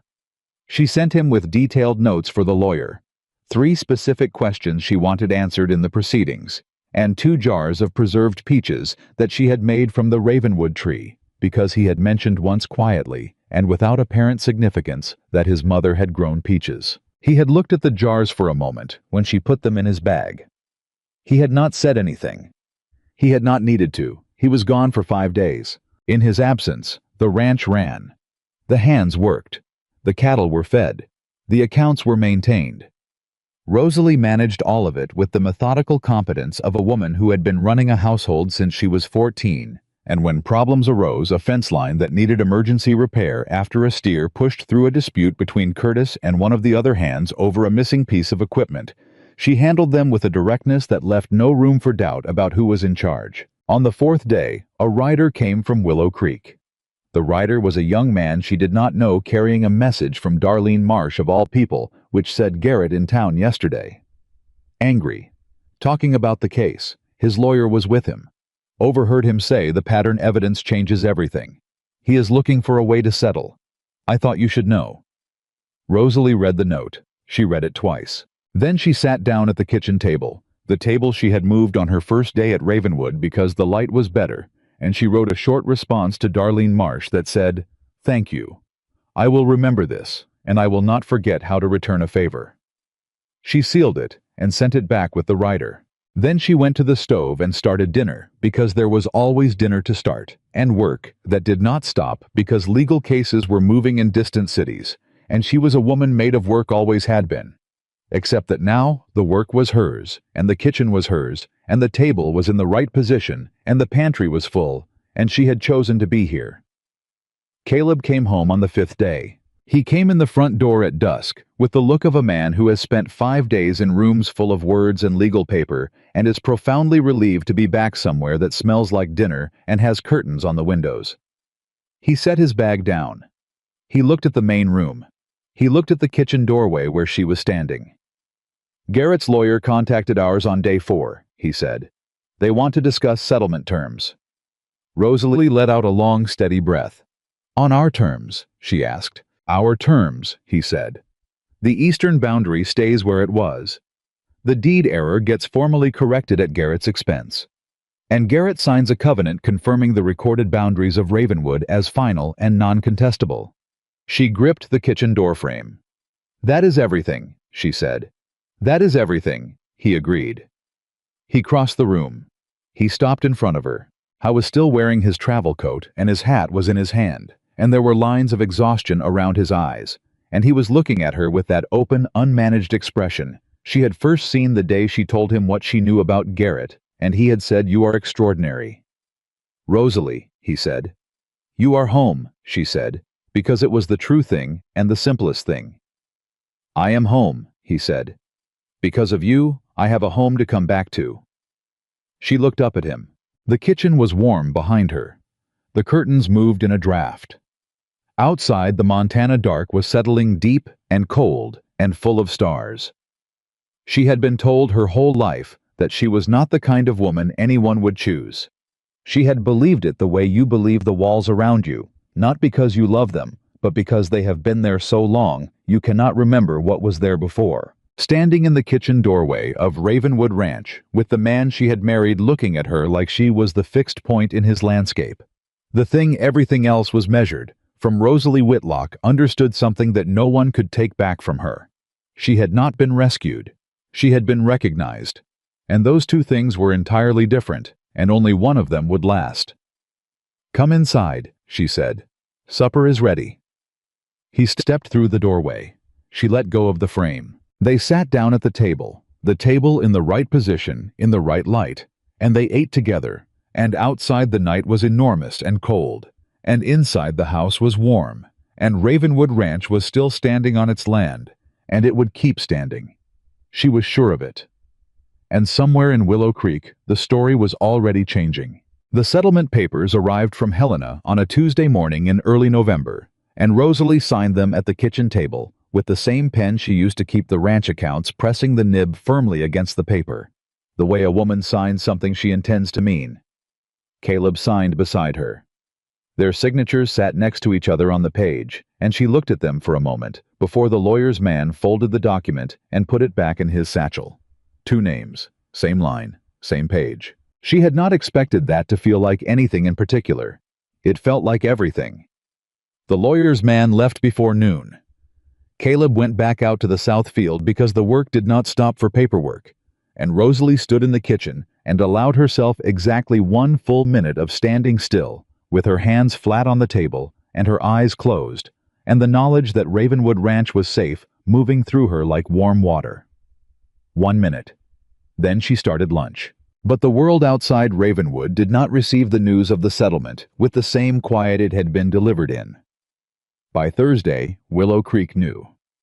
By Friday, the version of events that had traveled through the town's particular system of information distribution had been refined and embellished and sorted into the narrative that suited each person's existing opinion of Caleb Whitlock and his wife. The version that reached Rosalie's ears, delivered by Darlene Marsh at Patterson's store with the compressed efficiency of a woman who had learned to transmit information quickly, was this: the town was divided.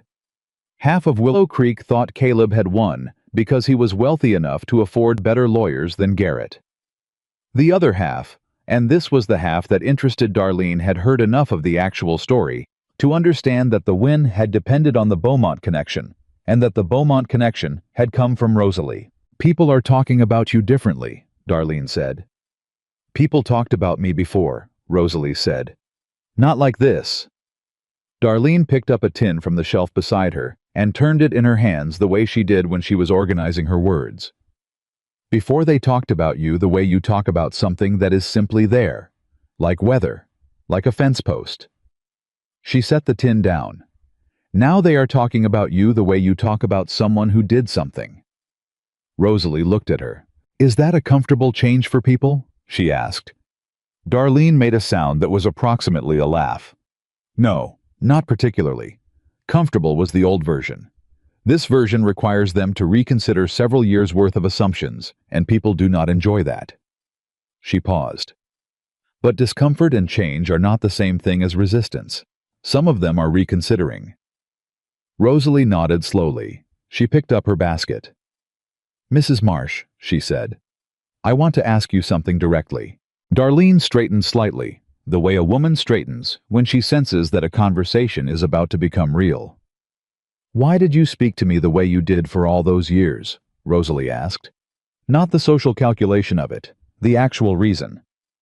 The store was quiet around them. Thomas Patterson was conspicuously engaged with his inventory on the far side of the room. Darlene was quiet for a moment. "Because it was easy," she said finally. And the honesty in it was so clean and so unexpected that Rosalie almost took a step backward. "You never pushed back. You never made it cost anything. And when something costs nothing—" She stopped. "That is not an excuse. I am aware it is not an excuse." "No," Rosalie agreed. "It is not." "I was also," Darlene said more quietly, "afraid of Veronica Holloway. Your mother has a way of making her preferences about people very clear, and disagreeing with her preferences had consequences. It was easier to follow her lead than to contradict it." Rosalie stood with her basket and looked at Darlene Marsh and turned this over in her mind. Her mother had managed the social narrative of Willow Creek around Rosalie as deliberately as she had managed everything else. It was not simply that people had decided on their own that Rosalie was worth nothing. They had been guided to that conclusion, shaped toward it, by a woman who needed the people around her to agree with her assessment of her daughter, because otherwise the assessment might be questioned. It was monstrous in its patience and its intelligence and its completeness. It was also finally done. "I appreciate your honesty," Rosalie said. She meant it. "I appreciate that you gave me the opportunity to offer it," Darlene said. She did not quite apologize. But the conversation was itself a form of accounting, and both women understood that, and it was enough. Rosalie drove back to Ravenwood in the thin November light, and she told Caleb about the conversation that evening over supper. Not every word, but the shape of it. He listened the way he listened completely, without interrupting, without offering reassurance, until she had finished. When she finished, he said, "Does it help knowing why people followed her lead?" She thought about it. "It helps me stop thinking of it as personal," she said. "My mother managed people. She managed them deliberately. The cruelty was a management tool." She picked up her fork. "That does not make it hurt less exactly, but it changes where the fault belongs. She chose to do it. They chose to let her. Neither of those choices was mine. He watched her. No, he said. They were not. I spent 24 years believing I was the cause of my own situation, she said. As though if I had simply been less large or less slow or less whatever, then everything would have been different. But it would not have been different. She would have found something else. That is what she needed. Not a better daughter, a reason. Caleb set his fork down. Rosalie, he said. I am all right, she said. I am not saying it to be sad. I am saying it because I have been thinking about it for 3 months, and I have finally gotten to the bottom of it. She looked at him. And the bottom of it is this. I am not what she made me. I am what I have been doing for the past 3 months while living in this house. And that woman is someone I recognize. He held her gaze for a long moment. Then he said, She is someone I recognized in an alley in July. Rosalie's chest did the involuntary thing. It did sometimes when he said something she was not ready for. You could not have known me from 5 minutes in an alley, she said. No, he agreed. But I knew enough. The way a person moves when they have been managed tells you something. And the way you moved. He paused. He found the words carefully the way he always did. You moved like someone who was still in there, under everything. You had not gone away. She looked at him across the table. She thought about the girl who had pressed a bread crust into her apron pocket before her mother could see it, who had slid along walls to avoid attention, who had learned to make herself smaller inside a body that everyone had already decided was too large. That girl was still in her. But she was no longer the only thing in there. The following week brought the first real cold of the Montana winter, and with it came the particular rhythms of a ranch preparing for the season, checking the hay stores, inspecting the cattle shelters, making sure the ranch house was properly sealed against the temperatures that would arrive in force by December. Rosalie threw herself into the winter preparations with the same focused energy she had brought to everything at Ravenwood, and by the end of the week, she had cataloged the pantry, added 3 items to the order at Patterson's, organized the linen storage so that the heavier wool blankets were accessible without having to move everything else, and identified a draft coming through the storage room wall that she patched herself using materials she found in the workroom and a technique she had learned by necessity in the old boarding house where the walls had always been worse. It was Amos who noticed the patch. He examined it with the thorough, unsmiling attention he brought to all structural matters, and then he said, That is a clean patch. Thank you, Rosalie said. Where did you learn to do that? My mother's boarding house had walls that needed patching every winter, she said, and she was not going to pay anyone to do it. Amos looked at the patch again. He said, which from Amos was a volume of communication. He went back to work. That afternoon he appeared at the kitchen door and said without preamble, The north wall of the bunkhouse has been letting in weather for 2 years. I have been meaning to address it. She looked at him. Do you want help? She asked. I want to borrow the materials, he said. If you have more. She had more. She went to the workroom with him and helped identify what would work for the bunkhouse wall, and in the end, they both worked on it because she knew what she was doing, and there was no good reason not to. And Curtis appeared and watched for a while, and then helped when it became clear nobody was going to stop him. By the time Caleb came in from the fields, the north wall of the bunkhouse was sealed for winter, and Rosalie was standing in the yard talking to Amos and Curtis about whether the south-facing wall of the hay barn was showing similar wear. Caleb stopped. He stood at the edge of the yard, and he looked at the scene, and she watched his face do the involuntary thing, the small, unguarded movement that he could not always contain. What? She said. Nothing, he said. I am just looking. At the wall. At this. He gestured a small economical gesture that somehow contained the whole yard, the 3 of them, the bunkhouse, the work done. She looked at it too. It needed doing, she said. Everything needs doing, he said. The difference is whether it gets done. Curtis said more or less to himself. Last winter that bunkhouse was cold enough to freeze a man's... He stopped. He looked at Rosalie. Fingers. He concluded with an admirable save. Rosalie kept her expression serious. Then we addressed it at the right time. Amos made the sound that served as his version of laughter.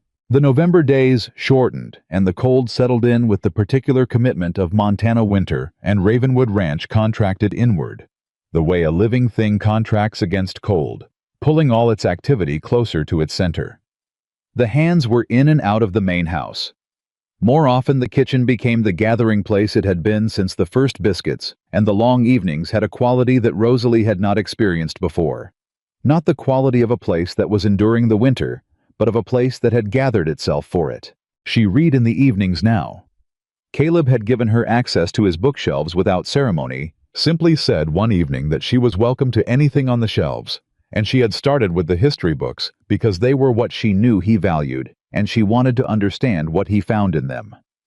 She discovered as she worked through them that what she found in them was similar to what she imagined he did, the way decisions got made, the way people chose where to put things, where to stay, what to build. The pattern of human judgment under circumstances that could not be controlled. One evening she looked up from a book about the early settlement of the Montana Territory and said, "I want to do something." Caleb was at the desk with the accounts, which was where he was most evenings now. He looked up. "There are families in this valley who need help this winter," she said. "Not charity exactly. Work exchange. We have surplus from the summer stores that will not all be used before spring. The Henley family on the North Road has 3 small children, and their roof needs repair before December. The Vasquez family east of town, Maria has told me the father injured his back in September, and they have not had a full income since." Caleb set his pen down. "You have been thinking about this for a while," he said. "Since Maria told me about the Vasquez family 3 weeks ago," she said. "I have been figuring out what we can spare without putting ourselves short. And we can spare enough." She told him the numbers. She had done the accounting herself carefully twice, and she laid it out for him with the same precision she brought to the ranch accounts. How much hay? How much preserved food? What the roof repair would cost in materials versus labor if the hands helped on a weekend when the cattle work allowed. He listened to all of it. Then he said, "Do it." Without more discussion.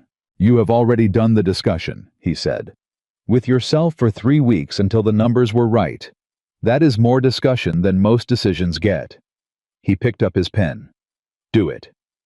She sat with the book closed in her lap, and she looked at him at the desk, and she thought about the version of herself that had stood in the kitchen of the Willow Creek boarding house all those years, asking permission to eat, permission to sit, permission to exist with a full stomach. She thought, "Look at this. Look at what is different." She began organizing the help before the end of the week. It started simply a load of hay delivered to the Henley farm, a portion of preserved goods sent through Maria to the Vasquez family. Word passed through the network of ranch wives and church auxiliary members that Ravenwood had some surplus to share and no requirement attached. No ledger, no debt, no condition. The response surprised her, not in the receiving. She had expected people to need help and to accept it when it had no condition attached. What surprised her was the ripple outward. 2 of the women from the church auxiliary showed up at Ravenwood on a Saturday with food of their own to contribute to the distribution, having heard what was happening and wanting to add to it. James Beaumont rode in from Cotter's Ridge to say that he had heard about the surplus sharing, and that he had firewood he could contribute to the Henley family since he was closer to them geographically.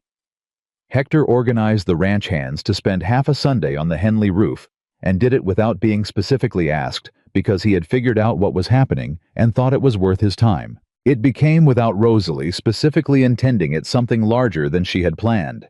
And Willow Creek noticed. The town noticed in the particular way that small communities notice things that do not fit their existing categories with a kind of confused attention, like a dog that has heard a sound it cannot identify and is trying to work out whether it requires a response. The woman they had spent years categorizing as Veronica Holloway's overburdened daughter was running a distribution effort out of Ravenwood Ranch. The woman they had watched carry laundry in July heat without anyone offering to help was now organizing help for families across the valley. People did not know what to do with that. Some of them decided to participate. Others decided to watch. A few decided with the committed stubbornness of people whose worldview has been inconvenienced to find a problem with it.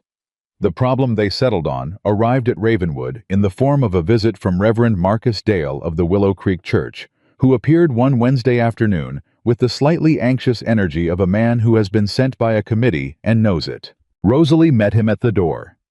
"Mrs. Whitlock," he said with the practiced warmth of a man in the business of warmth.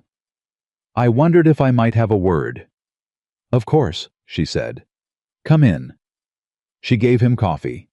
She sat across from him at the kitchen table. She waited. "There has been some discussion," Reverend Dale said, "in certain circles about the distribution effort you have been organizing." "Has there?" Rosalie said. "The concern," he said, choosing his words with the care of a man navigating a conversation he did not fully want to be having, "is one of precedent. The church has traditionally been the organizing body for charitable works in the valley. When private individuals begin organizing on their own. The families who received help last week did not receive it from the church," Rosalie said, "because the church had not offered it." He shifted in his chair. "The church has a process. The Henley roof was failing in October," Rosalie said. "Their youngest child is not yet 2 years old. The process." She stopped. She moderated her tone. Not because she was afraid of him. Because the goal was not to defeat him, but to get past him. "Reverend Dale, I have no interest in competing with the church's charitable work. If the church wants to absorb what I am doing into a larger, more organized effort, I would welcome that conversation. What I will not do is stop while the conversation is happening, because winter is not waiting." He looked at her over his coffee cup. "You are not what I expected," he said. And it was so clearly an unconsidered statement, something that had escaped before he could evaluate it, that she almost smiled. "No," she said pleasantly. "I gather that is a common experience." He left an hour later, having agreed somewhat to his own apparent surprise, to bring the church auxiliary formally into the distribution effort in a way that combined the church's community reach with Ravenwood's surplus contributions. It was, Rosalie thought, driving him back to the road in her mind, a better outcome than she had initially planned for. She had planned to do this quietly and locally. A formal partnership with the church's charitable network expanded the reach considerably. She told Caleb about it that evening. He looked at her for a moment. "You turned a church complaint into a partnership," he said. "He was not there to complain," she said. "He was there because someone sent him to slow things down. I simply redirected the conversation before it became a confrontation." "How?" "I offered him something more useful than an argument," she said. "A man like Dale does not want to be the person who stopped charitable work during winter. He wants to be the person who expanded it." She shrugged. "So I made that available to him." Caleb was quiet for a moment. He was looking at her with that expression she had come to think of as his real one. The face without management, the one that meant he was not performing composure, but actually feeling it. "I have been running this ranch for 6 years, he said, "and I have not managed to build a single alliance in Willow Creek that was not primarily transactional." "That is because you walked into rooms as yourself," Rosalie said. "Which is a large, wealthy, taciturn rancher who makes people nervous. I walk into rooms as someone they underestimate. Those are very different starting positions." "You are not someone to underestimate," he said. "No," she agreed. "But it takes people time to discover that, and while they are discovering it, things get done." He shook his head slowly, not in disagreement, in something more like wonder. It was 3 days later, on a Saturday evening, when the thing happened that undid all of Rosalie's careful equilibrium in the space of approximately 30 seconds. She was in the kitchen at the end of the day, putting away the last of the supper things, and Caleb was at the door to the kitchen. She heard him stop there, the particular quality of a person stopping rather than passing, and she turned around. He was holding a small package. Brown paper tied with string, the kind of wrapping that came from a catalog order. He held it out. "This came with the Helena Post," he said. She looked at it. "What is it?" "Open it." She wiped her hands on her apron and took it. The package was light. She pulled the string and folded back the paper. Inside was a book. Bound in green cloth, the title embossed in gold. She read the title. She read it again. It was a collection of essays on household management and estate economics, And on the inside cover, in Caleb's sparse, precise handwriting, it said, "For Rosalie," who already knows all of this, but might enjoy seeing it confirmed. She stood in the kitchen with the book in her hands. She could not immediately speak. She was not given to crying in front of people. She had cried privately and efficiently her whole life, the way she had done everything else, getting it done without display, returning to the surface afterward. But this particular moment was testing the system because he had seen her again in the specific way that no one had ever seen her before, and he had written it down and mailed it from Helena and brought it to her in her own kitchen. And the simple completeness of it was almost more than she knew what to do with. "Caleb," she said. Her voice was not steady. "If you already have it," he started. "I do not already have it," she said. "I do not have anything." "You have this," he said. She looked up at him. "I mean," he began. "I know what you mean," she said. "I know." She closed the book carefully. She held it against her chest. "Thank you." He nodded. He turned to leave. "Caleb." He stopped. She had been thinking about something for 3 months. She had been examining it from multiple directions the way she examined everything, finding the edges, identifying what was fixed and what could move, determining whether the ground would hold the weight of it. She had determined that it would. "I love you," she said. The kitchen was very quiet. He turned around slowly. She held his gaze and did not look away, and did not qualify it, or retract it, or dress it in any kind of careful language. It was the plainest, most undecorated sentence she had ever spoken. It had no apology in it. It asked for nothing. It was simply what was true. He crossed the kitchen. He stopped in front of her very close, and he looked at her face the way he had looked at her in the alley in July, except that nothing was being assessed. Now, nothing was being measured. He was simply looking at her the way a person looks at something they have wanted to say something to for a long time and have finally found the moment. "I have loved you," he said quietly, "since you told your mother to stop speaking while you thought." She blinked. "That was the second day," she said. "Yes," he said, "it was." She laughed. The laugh surprised her. It came from somewhere genuine and unguarded without warning. And then he smiled, and it was the first time she had seen him smile fully openly, without the careful management, and it rearranged his whole face into something that looked like the person he had been before. Whatever had taken everyone from him. And she understood that she was looking at something rare, and that it was directed at her, and that she was going to do everything she could for the rest of her life to be worthy of it. He put his hand against her face, just his palm warm and calloused and gentle. She leaned into it. The book was still held against her chest. Outside, the Montana winter pressed against the walls of Ravenwood Ranch House with everything it had, and inside the kitchen was warm and lit, and theirs fully and completely theirs. And Rosalie Whitlock stood in the middle of it with her husband's hand against her face, and the simple, crushing, beautiful weight of being loved correctly for the first time in her life, settling through her like light through a window she had not known was there. She was not the girl from the boarding house. She was not the woman people had pitied or dismissed or organized their social calculations around. She was Rosalie Whitlock of Ravenwood Ranch, and she was loved, and she was home, and every single thing she had survived had brought her to this exact kitchen on this exact evening, and she would not have changed a step of the road if changing it meant arriving somewhere else. "Come sit with me," she said. He came. They sat together by the fire as the winter moved around their house, and the valley outside was dark and cold and enormous, and inside was everything.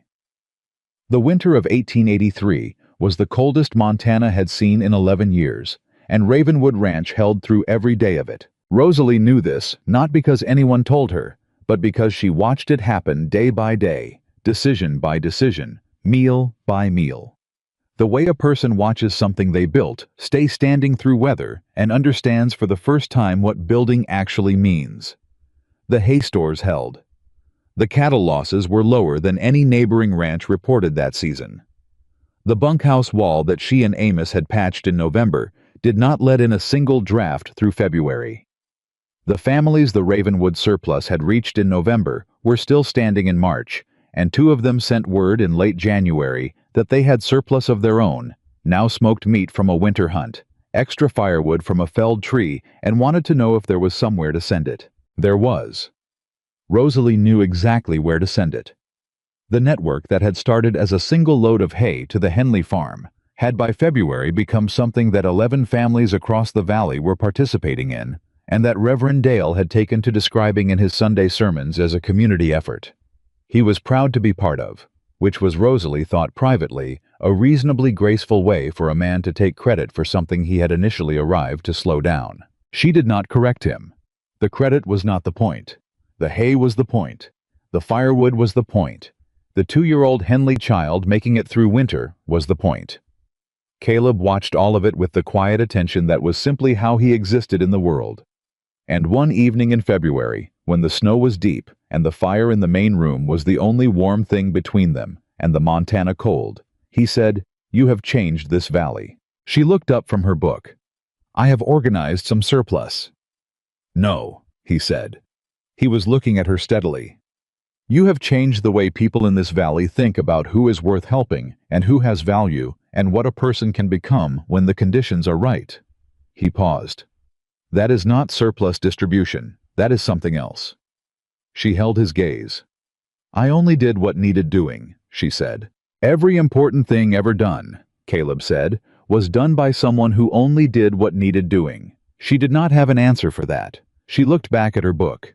She did not read a single word of it for the next 10 minutes because she was thinking about what he had said and what it meant to be seen so completely and so consistently by another person that eventually you started to see yourself the way they did. It was the most disorienting and the most healing thing she had ever experienced.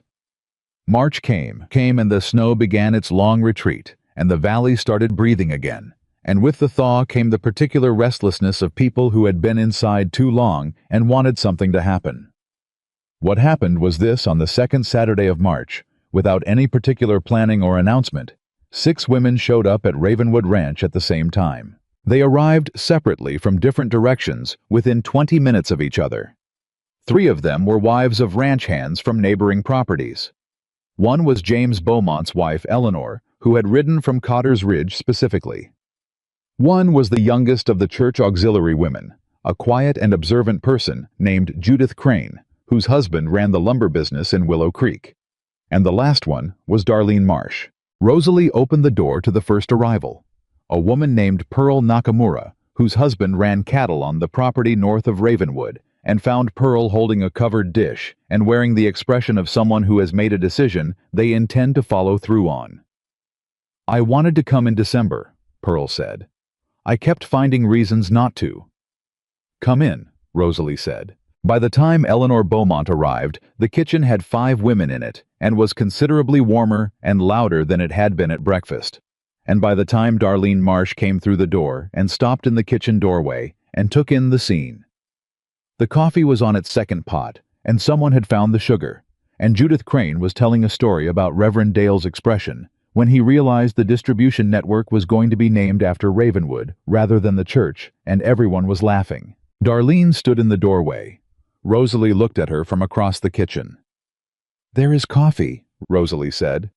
Darlene came in and sat down. Nobody made anything of it. That was perhaps the most remarkable thing. Nobody in that kitchen made anything of the fact that Darlene Marsh, who had spent 2 decades providing social commentary on Rosalie Holloway's inadequacies, was now sitting at Rosalie Whitlock's kitchen table, drinking her coffee. They simply absorbed her into the conversation the way water absorbs things completely and without announcement. It was Pearl Nakamura who finally said what had apparently brought all of them out on a March Saturday. "There are 3 women in this valley," Pearl said, "whose situations are similar to what yours was." The kitchen went quieter. Rosalie set her cup down. "Tell me," she said. Pearl told her. One woman was in a situation with a husband rather than a mother, but the mechanics of it, the control of food, the restriction of movement, the systematic dismantling of self-worth were the same. One was a young woman not yet 20, who had been sent to work at the Garrett Holdings property as a condition of a debt her family owed, which was not legally slavery, but was not far from it in practice. The third was older, a widow, whose adult son had taken over the management of her farm and her finances on the grounds that she was incapable of managing them herself, despite no evidence of incapacity beyond the fact of her gender and her age. Rosalie listened to all three situations. The kitchen was very quiet. Then she said, "What do you need from me specifically?" Eleanor Beaumont leaned forward. "We need someone who knows what those situations feel like from the inside. Someone who can speak to it with authority. Because the people around these women keep deciding it is not their place to interfere, and that is how it continues," Rosalie said. "Yes," Eleanor said. Judith Crane said quietly, "The young woman at Garrett Holdings. Her name is May. She is 19. She has been there for 4 months." She paused. "I think she is afraid." The name landed in the room and stayed there. Rosalie looked at her hands on the table. She thought about a bread crust in an apron pocket. She thought about counting biscuits. She thought about what afraid felt like when you were 19, and you had no framework for understanding that the thing happening to you was not your fault and not your future. "Garrett Holdings," she said. The name had a different quality in her mouth now than it had had in October. In October, it had been a legal opponent. Now it was something else. "His operation uses indebted labor," Pearl said. "It is not unusual in the valley, but the conditions at his property are—" She stopped. "May's mother came to me last week. She said May does not look the same as when she left." Rosalie stood up. She did not do it dramatically. She simply stood because she was a person who dealt with problems by moving toward them, and this problem needed moving toward. "I need to speak to Caleb," she said. "Give me 10 minutes." She found him in the barn. She told him everything in under 4 minutes because she was a woman who had learned to communicate precisely, and he listened to all of it with his full attention. And when she finished, he said, "What do you need?" "I need to go to Garrett Holdings," she said. "I need to see May and assess the situation myself. And I need you to come with me, not because I cannot go alone, but because Garrett will talk differently to you than he will to me. And I want to see what he does when both of us are there." "When?" he asked. "Monday," she said. "Give me Sunday to think through what we are walking into." He nodded. "Done." She went back to the kitchen and told the women. There was a collective exhale that told her she had given the answer they had hoped for without being certain they would get it. Darlene Marsh had not said a word through the whole conversation. She had sat at the end of the table and listened. Now she said without preamble, "Garrett will not like this." "No," Rosalie agreed. "He will not. He has already lost to Ravenwood once this year. Going onto his property over a labor arrangement he considers legal." "It may be legal," Rosalie said. "Lots of things are legal. That does not make them right, and it does not mean a 19-year-old girl should be afraid to come home." Darlene looked at her for a moment. Then she said, "I know the woman who handles Garrett's household accounts. She plays cards with my sister on Friday evenings. She mentioned 2 weeks ago that Garrett had extended May's family's debt term without informing the family." Rosalie went still. "Extended it," she said, "without notice." "By 6 months," Darlene said. "Which means May's term of service was extended by 6 months without anyone asking her or her family." The kitchen was absolutely silent. "That," Rosalie said carefully, "is not a labor arrangement. That is breach of the original contract, which means May is being held under terms she never agreed to." Judith Crane said very quietly, "That changes things legally." "Yes," Rosalie said, "it does." She looked at Darlene Marsh. Darlene was looking back at her with an expression that was not comfortable, and was not apologetic, and was not performing anything. It was simply the face of a woman who had information and had decided that this was the moment to use it correctly. "Your sister's friend," Rosalie said. "Does she have documentation of the extension?" "She handles the accounts," Darlene said. "She has everything." "Would she provide it?" A pause. "If someone asked her the right way." "Can you arrange that conversation?" Darlene picked up her coffee cup. "By the time you go to Garrett Holdings Monday morning," she said, "you will have what you need." Rosalie nodded. She looked around this kitchen at the 6 women who had ridden out to Ravenwood Ranch on a March Saturday with a problem that nobody else in the valley had been willing to name out loud, and she felt something that she did not have an exact word for, something between responsibility and clarity. The feeling of a person who has found the thing they were built for, without knowing they were being built for it, during all the years that felt like nothing but damage. "Thank you," she said. "All of you, for coming." Pearl Nakamura smiled. "We should have come sooner." "You came when you were ready," Rosalie said. "That is enough." Sunday passed the way Rosalie needed it to, quietly, with space to think. She sat with Caleb that evening, and they went through everything carefully, the way they had gone through the Garrett land dispute the previous fall, methodically, and without panic, identifying what was fixed and what could be moved. By the time they went to sleep, she knew exactly what she was going to say. Monday morning. Darlene's documentation arrived with a writer before breakfast. Rosalie read through it at the kitchen table, while Caleb drank his coffee and waited.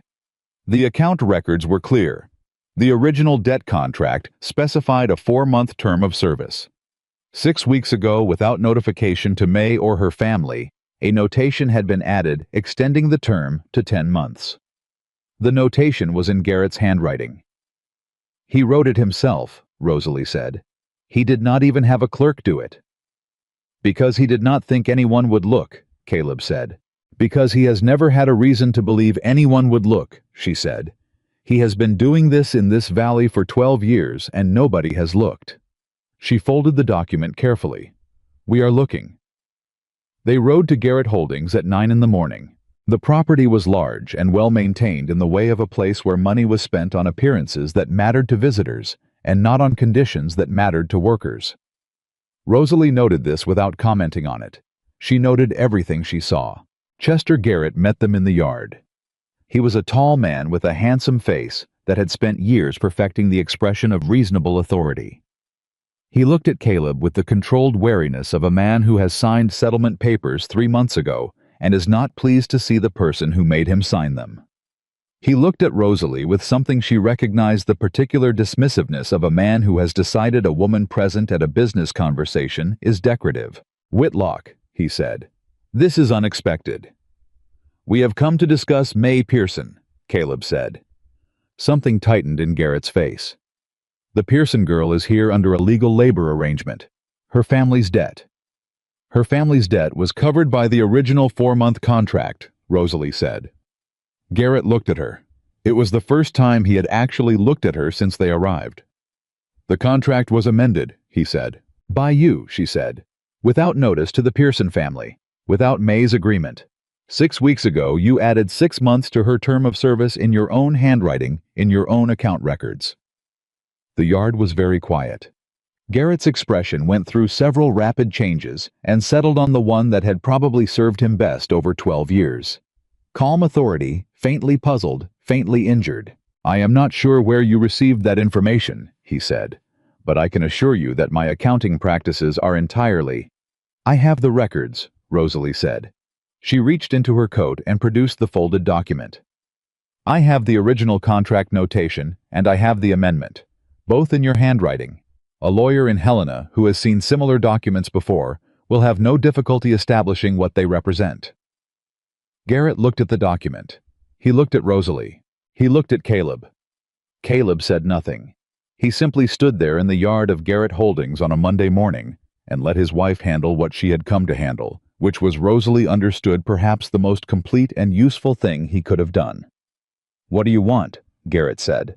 His voice had dropped its performance. "May Pearson goes home today," Rosalie said. "The debt is recorded as settled in full in writing signed by you, dated today. The Pearson family receives a written acknowledgement that no further obligation exists." She held his gaze. "And you will not employ indebted labor from this county again." A long silence. "And if I refuse," Garrett said, "then my husband's lawyer files a complaint in Helena using these records," Rosalie said, "and the 3 other families whose debt contracts you amended without notification will be invited to add their documentation to the complaint, and the county surveyor named Purcell will be asked to explain his relationship with your operation to a judge, and James Beaumont will add his paperwork, and the whole accumulated weight of 12 years of this will land in a courthouse." She paused. "Or May Pearson goes home today," Chester Garrett stood in his yard and looked at Rosalie Whitlock, and she could see him calculating the way he always calculated, looking for the angle, the reinterpretation, the way out that cost him nothing. There was no way out that cost him nothing. He had finally encountered a situation that had been built with more patience and more precision than anything he had constructed, and it had been built by a woman he had looked at and dismissed in approximately 1 second, and that dismissal was the reason he had not seen it coming. "I will have the documents prepared," he said finally. "We will wait," Rosalie said. They waited. May Pearson was 19 years old and small for her age, and she came out of the Garrett Holdings work building with the particular careful blankness of a person who has learned to read a situation before allowing their face to show anything. She looked at Rosalie and Caleb. She looked at the document in Garrett's hand. She looked back at Rosalie. "You are free to go home," Rosalie said. "Your debt is settled. There is nothing holding you here." May looked at the document. She looked at Garrett. He said nothing. He held the document out. She took it with both hands. She read it. She read it twice. And then something in her face that had been held very carefully in place for 4 months simply let go, and she pressed both hands against her mouth, and Rosalie stepped forward and put a hand on her back and said quietly, "You are all right. You can go home now." May Pearson rode back to her family that afternoon. Rosalie and Caleb rode back to Ravenwood. They did not speak much on the ride home. There was not a great deal that needed saying. Some things are so complete in themselves that putting words around them diminishes rather than confirms them, and this was one of those things. It was only when they were back in the yard and dismounting that Caleb said, "You knew he would fold." "I knew he would calculate," she said, "and I knew what the calculation would produce. He is not a stupid man. He is just a man who has spent years operating in a valley where nobody organized against him. The moment you present the full picture." She handed her reins to Curtis, who had materialized from the barn with the attentiveness of someone who had been watching for their return. "He folds." "Because the picture is too complete," Caleb said. "Because the picture was built by people he underestimated," she said. "Which is the same thing." Curtis took the horses. She walked into the house. The spring that followed was the best Ravenwood Ranch had ever produced, and Caleb said so at the table in April, in his sparse, accurate way, going through the numbers and noting that the winter cattle losses were down by 1/3 from the previous year, and the spring foals were stronger, and the eastern grazing land. Their eastern grazing land, bounded and sealed and recorded correctly, in Helena was producing exactly what it was supposed to produce. Rosalie listened to the numbers and felt a satisfaction that was clean and solid and entirely different from the satisfaction of surviving. This was the satisfaction of building. She was learning to tell the difference. The survival satisfaction was a relief, the absence of the feared thing. The building satisfaction was a presence, the actual existence of the made thing. She was building things now. She had been building things since July. The network that had emerged from the winter surplus sharing became in spring a more formal arrangement among 8 families in the valley who agreed to share information surplus and labor assistance, according to a simple set of principles that Rosalie wrote out one evening on 2 pages, and that Reverend Dale read aloud at a Sunday service in April to a congregation that was considerably less surprised by them than it might have been 6 months earlier. The principles were not complicated. They said no family in this valley should lose their land or their people to manufactured debt or manipulated boundaries. They said the knowledge one person holds is worth more when it is shared than when it is kept. They said what we cannot do alone, we can do together, and together is not a weakness. Judith Crane copied them out in her careful handwriting and sent them to 3 other communities she knew of in the territory, who were dealing with similar pressures from expanding operations that used legal instruments the way Garrett had used them as weapons dressed in paperwork. Rosalie did not know this until Judith told her in May. "You sent them on," Rosalie said. "They were worth sending," Judith said simply. The spring gathering at Ravenwood, which was not a planned event, but which happened anyway, the way things happen when a place has established itself as somewhere people are welcome, brought 14 women and 6 men to the yard on a Saturday in late April, more people than had ever gathered at the ranch for anything other than a cattle drive. Caleb stood at the edge of the yard and watched it, and Rosalie came to stand beside him because she knew his edges, and she knew when he was processing something large. "You thought you were building a ranch," she said. "I was," he said. "You built more than a ranch." He looked at her. "We built more than a ranch." She leaned into his arm just slightly, the way she had been learning to lean into things that would hold her. "Caleb," she said. "Yeah." "Are you happy?" The question sat in the spring air between them. He was quiet for a moment. Not the quiet of a man who did not know the answer. The quiet of a man who had not been asked that question in so long that he was locating it carefully, making sure he had it right before he answered. "Yes," he said, "I am." He looked at the yard full of people at the ranch that was still standing on its land at his wife beside him. "I did not expect to be. I had stopped expecting it." A pause. "You brought it back." She did not say anything. She just stayed beside him. In June, Veronica Holloway came to Ravenwood for the second time. This time, she came alone. She came on a Wednesday morning without a lawyer, or a hired man, or a prepared argument. She tied her horse at the front post, and she knocked on the front door, and when Rosalie opened it, Veronica Holloway looked smaller than she had ever looked before. Not physically. Something else. As though some structural element that had kept her upright had been quietly removed, and she was finding other ways to stand. "May I come in?" Veronica asked. Rosalie looked at her mother. She had thought about this moment, not planned for it, not expected it, but the mind goes where it goes. In the long quiet of winter evenings, and she had considered what she would feel if this moment ever arrived. She had discovered in the considering that she did not have the anger she had expected. The anger had done its work and burned clean, and what was left was something more like a cleared field. Empty of the old growth, waiting to see what would grow next. "Yes," Rosalie said. "Come in." She brought Veronica to the kitchen. She made coffee. She sat across from her mother at the table in the right position, in the right light, and she waited. Veronica wrapped both hands around her cup. She was looking at the table. She was not performing anything which was so unfamiliar that it was itself remarkable. "I have been," Veronica said, thinking. "All right," Rosalie said. "People talk about you differently now." Veronica's voice was careful. "In town. The way they talk about you is different." She paused. "I have been hearing it all winter. The distribution network. The Garrett situation. The Pearson girl." She looked up. "They say your name the way they say the names of people who matter." Rosalie said nothing. "I want to tell you," Veronica said, and her voice changed, lost its last layer of performance, and became something raw and factual and terrible in its simplicity. "That I knew you were more than I said you were. I knew it when you were small. I knew it every time I told you otherwise." The kitchen was absolutely silent. "I was afraid," Veronica said, "of what it meant if you were capable and strong and worth something, because if you were those things, then I had no excuse for the way I treated you. It was easier to make you small than to be the kind of woman who could raise someone larger than herself." Rosalie sat with this. She sat with the full, complete, devastating honesty of it. Not a performance, not a strategy. Her mother telling the truth finally about the specific mechanics of how she had dismantled her own daughter for 24 years. Not because she had not known what she was doing, because she had. The cruelty had not been ignorance, it had been cowardice. Rosalie breathed in slowly.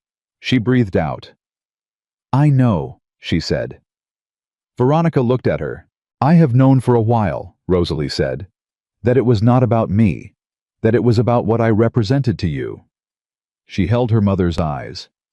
"That does not make it hurt less, but it means the story I told myself for 24 years, that I was actually worthless, that there was something genuinely wrong with me. That story was never true.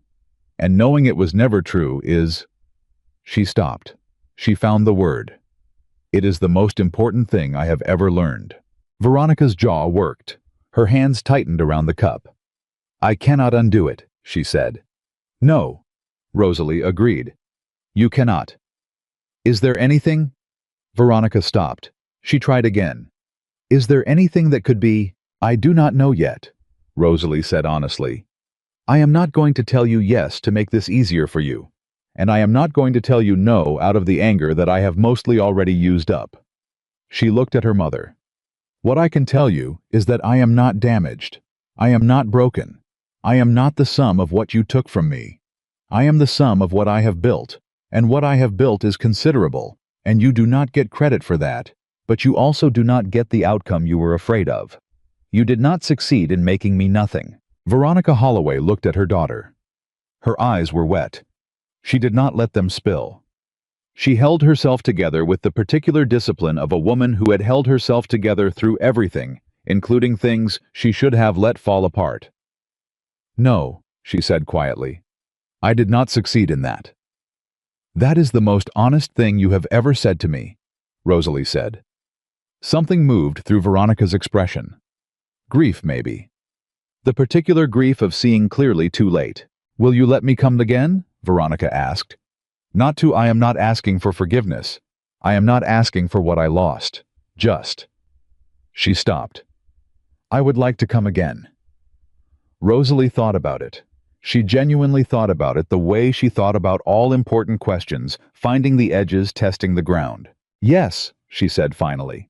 You can come again, but you come on my terms. You speak to me as an equal. You do not comment on my size or my choices or my husband. And you understand that I will not let you back into a position where you can manage me. I understand, Veronica said. Good, Rosalie said. She refilled her mother's coffee cup. They sat together in the kitchen that Rosalie had made her own at the table in the right position, and they were not yet healed, and perhaps they would never be fully healed, and that was the honest truth. Of some damage it does not restore. It converts, becomes something different that you carry differently, and the carrying of it changes you in ways that can be, if not good, then at least useful. Rosalie was useful. She had always been useful. Now she was useful on her own terms. The summer of 1884 came to the Montana Territory with the particular confidence of a summer following a hard winter, as though the season itself understood that it had something to prove. The valley was green in early July, in a way it had not been the previous year. The cattle on Ravenwood's eastern ridge were fat and plentiful. The ranch hands had been joined by 2 new men good workers that Hector had recruited, and that Rosalie had fed her first evaluation of before Caleb made any employment decision, because she had an instinct for character that Hector had told Caleb in her hearing was better than any instinct he had encountered in 30 years of ranch work. Caleb had said without looking up from what he was doing, I know, I married her. Hector had made the sound that served as his laugh. On a Saturday in late July, almost exactly 1 year from the day Caleb had carried a basket through the alley in Willow Creek, Rosalie stood in the yard of Ravenwood Ranch in the morning sun and looked at the valley spread out around her and understood that she was happy. Not relieved, not surviving, not enduring. Happy. It was a quieter thing than she would have imagined.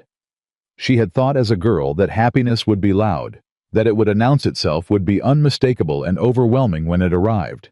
Instead, it was this standing in a yard that was hers on land, that was safe in a life she had built herself from the materials available, which had included a taciturn rancher with dark eyes and a pantry stocked like someone was expected to live, and 6 women who rode out on a March Saturday, and an old man named Amos, who said acceptable in the voice of someone awarding a medal, and a 19-year-old girl named May, who went home to her family with a piece of paper in both hands. It was also, she realized, the bread crust in the apron pocket.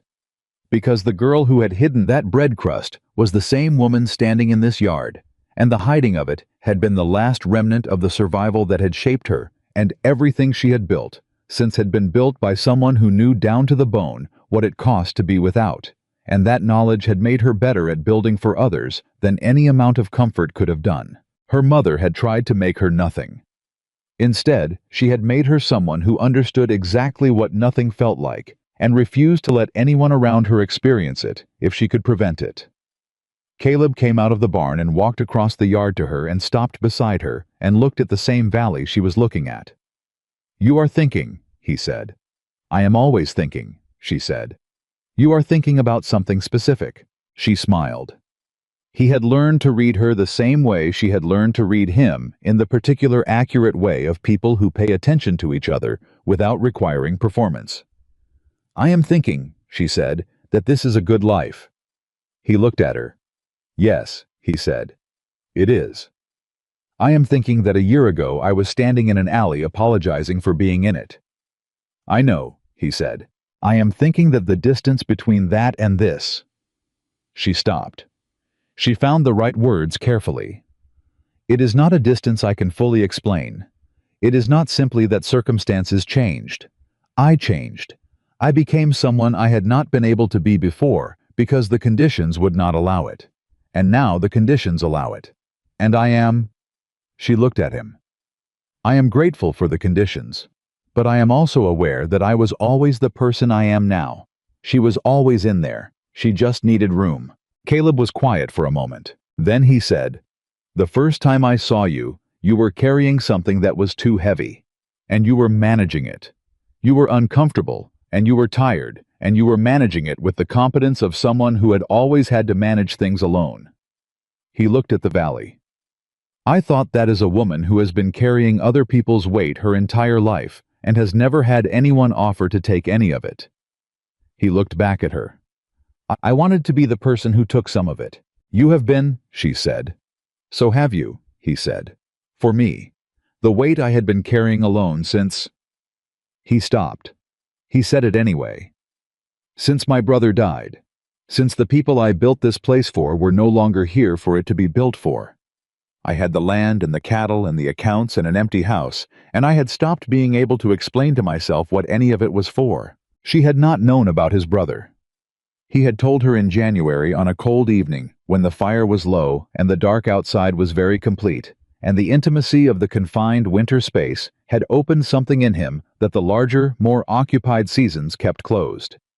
She had listened, and she had not tried to fix it, and she had not offered false comfort, and when he finished, she had said, "I am glad you told me." And he had said, "I have not told anyone else." And she had understood what that meant. "It is for this," she said now, gesturing with the same small economical gesture she had learned from watching him at the yard, the valley, the two of them standing in it. "It was always for this. You were just building it before the right person came to live in it." He looked at her for a long moment. He reached out and took her hand, not dramatically, not with ceremony. Just took it the way a person reaches for something that belongs to them naturally and without thought, which was itself the whole story. She held on. The valley stretched out around Ravenwood Ranch, green and gold in the July morning, and the cattle were on the ridge, and the hands were at their work. And somewhere in Willow Creek, 14 families were part of a network that had made the winter survivable, and was making the spring possible, and would make the coming years into something different from what they would have been otherwise. May Pearson had written a letter in April. She was working her family's farm again. She was well. She said at the end of the letter, in the slightly formal way of someone who has learned that words carry weight and should be placed carefully. "I did not know that someone would come. I had stopped believing anyone would. Thank you for coming." Rosalie had read that letter 4 times, and then put it in the green book with the gold-embossed title between the pages where she had pressed a sprig of sage from the Ravenwood yard, and she kept it there, because some things should be kept where you can find them. She had been the girl who stopped believing anyone would come. She was now the woman who came. Those 2 things were the whole story, and the whole story was this: a woman who had been told she was nothing discovered in a kitchen, with the table in the right position, and a pantry stocked like someone was expected to live, that she had always been everything.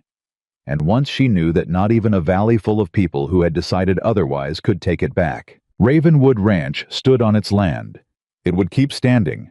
The woman at the center of it would make sure of it, not because she had to, not because she was afraid of what happened if she did not, but because she had chosen this life with both eyes open on a July morning when a man offered her his hand without demanding anything in return, and a choice made that freely and that deliberately does not waver. Rosalie Whitlock of Ravenwood Ranch had been starved of food, and starved of kindness, and starved of the basic human knowledge that she deserved to take up space in the world.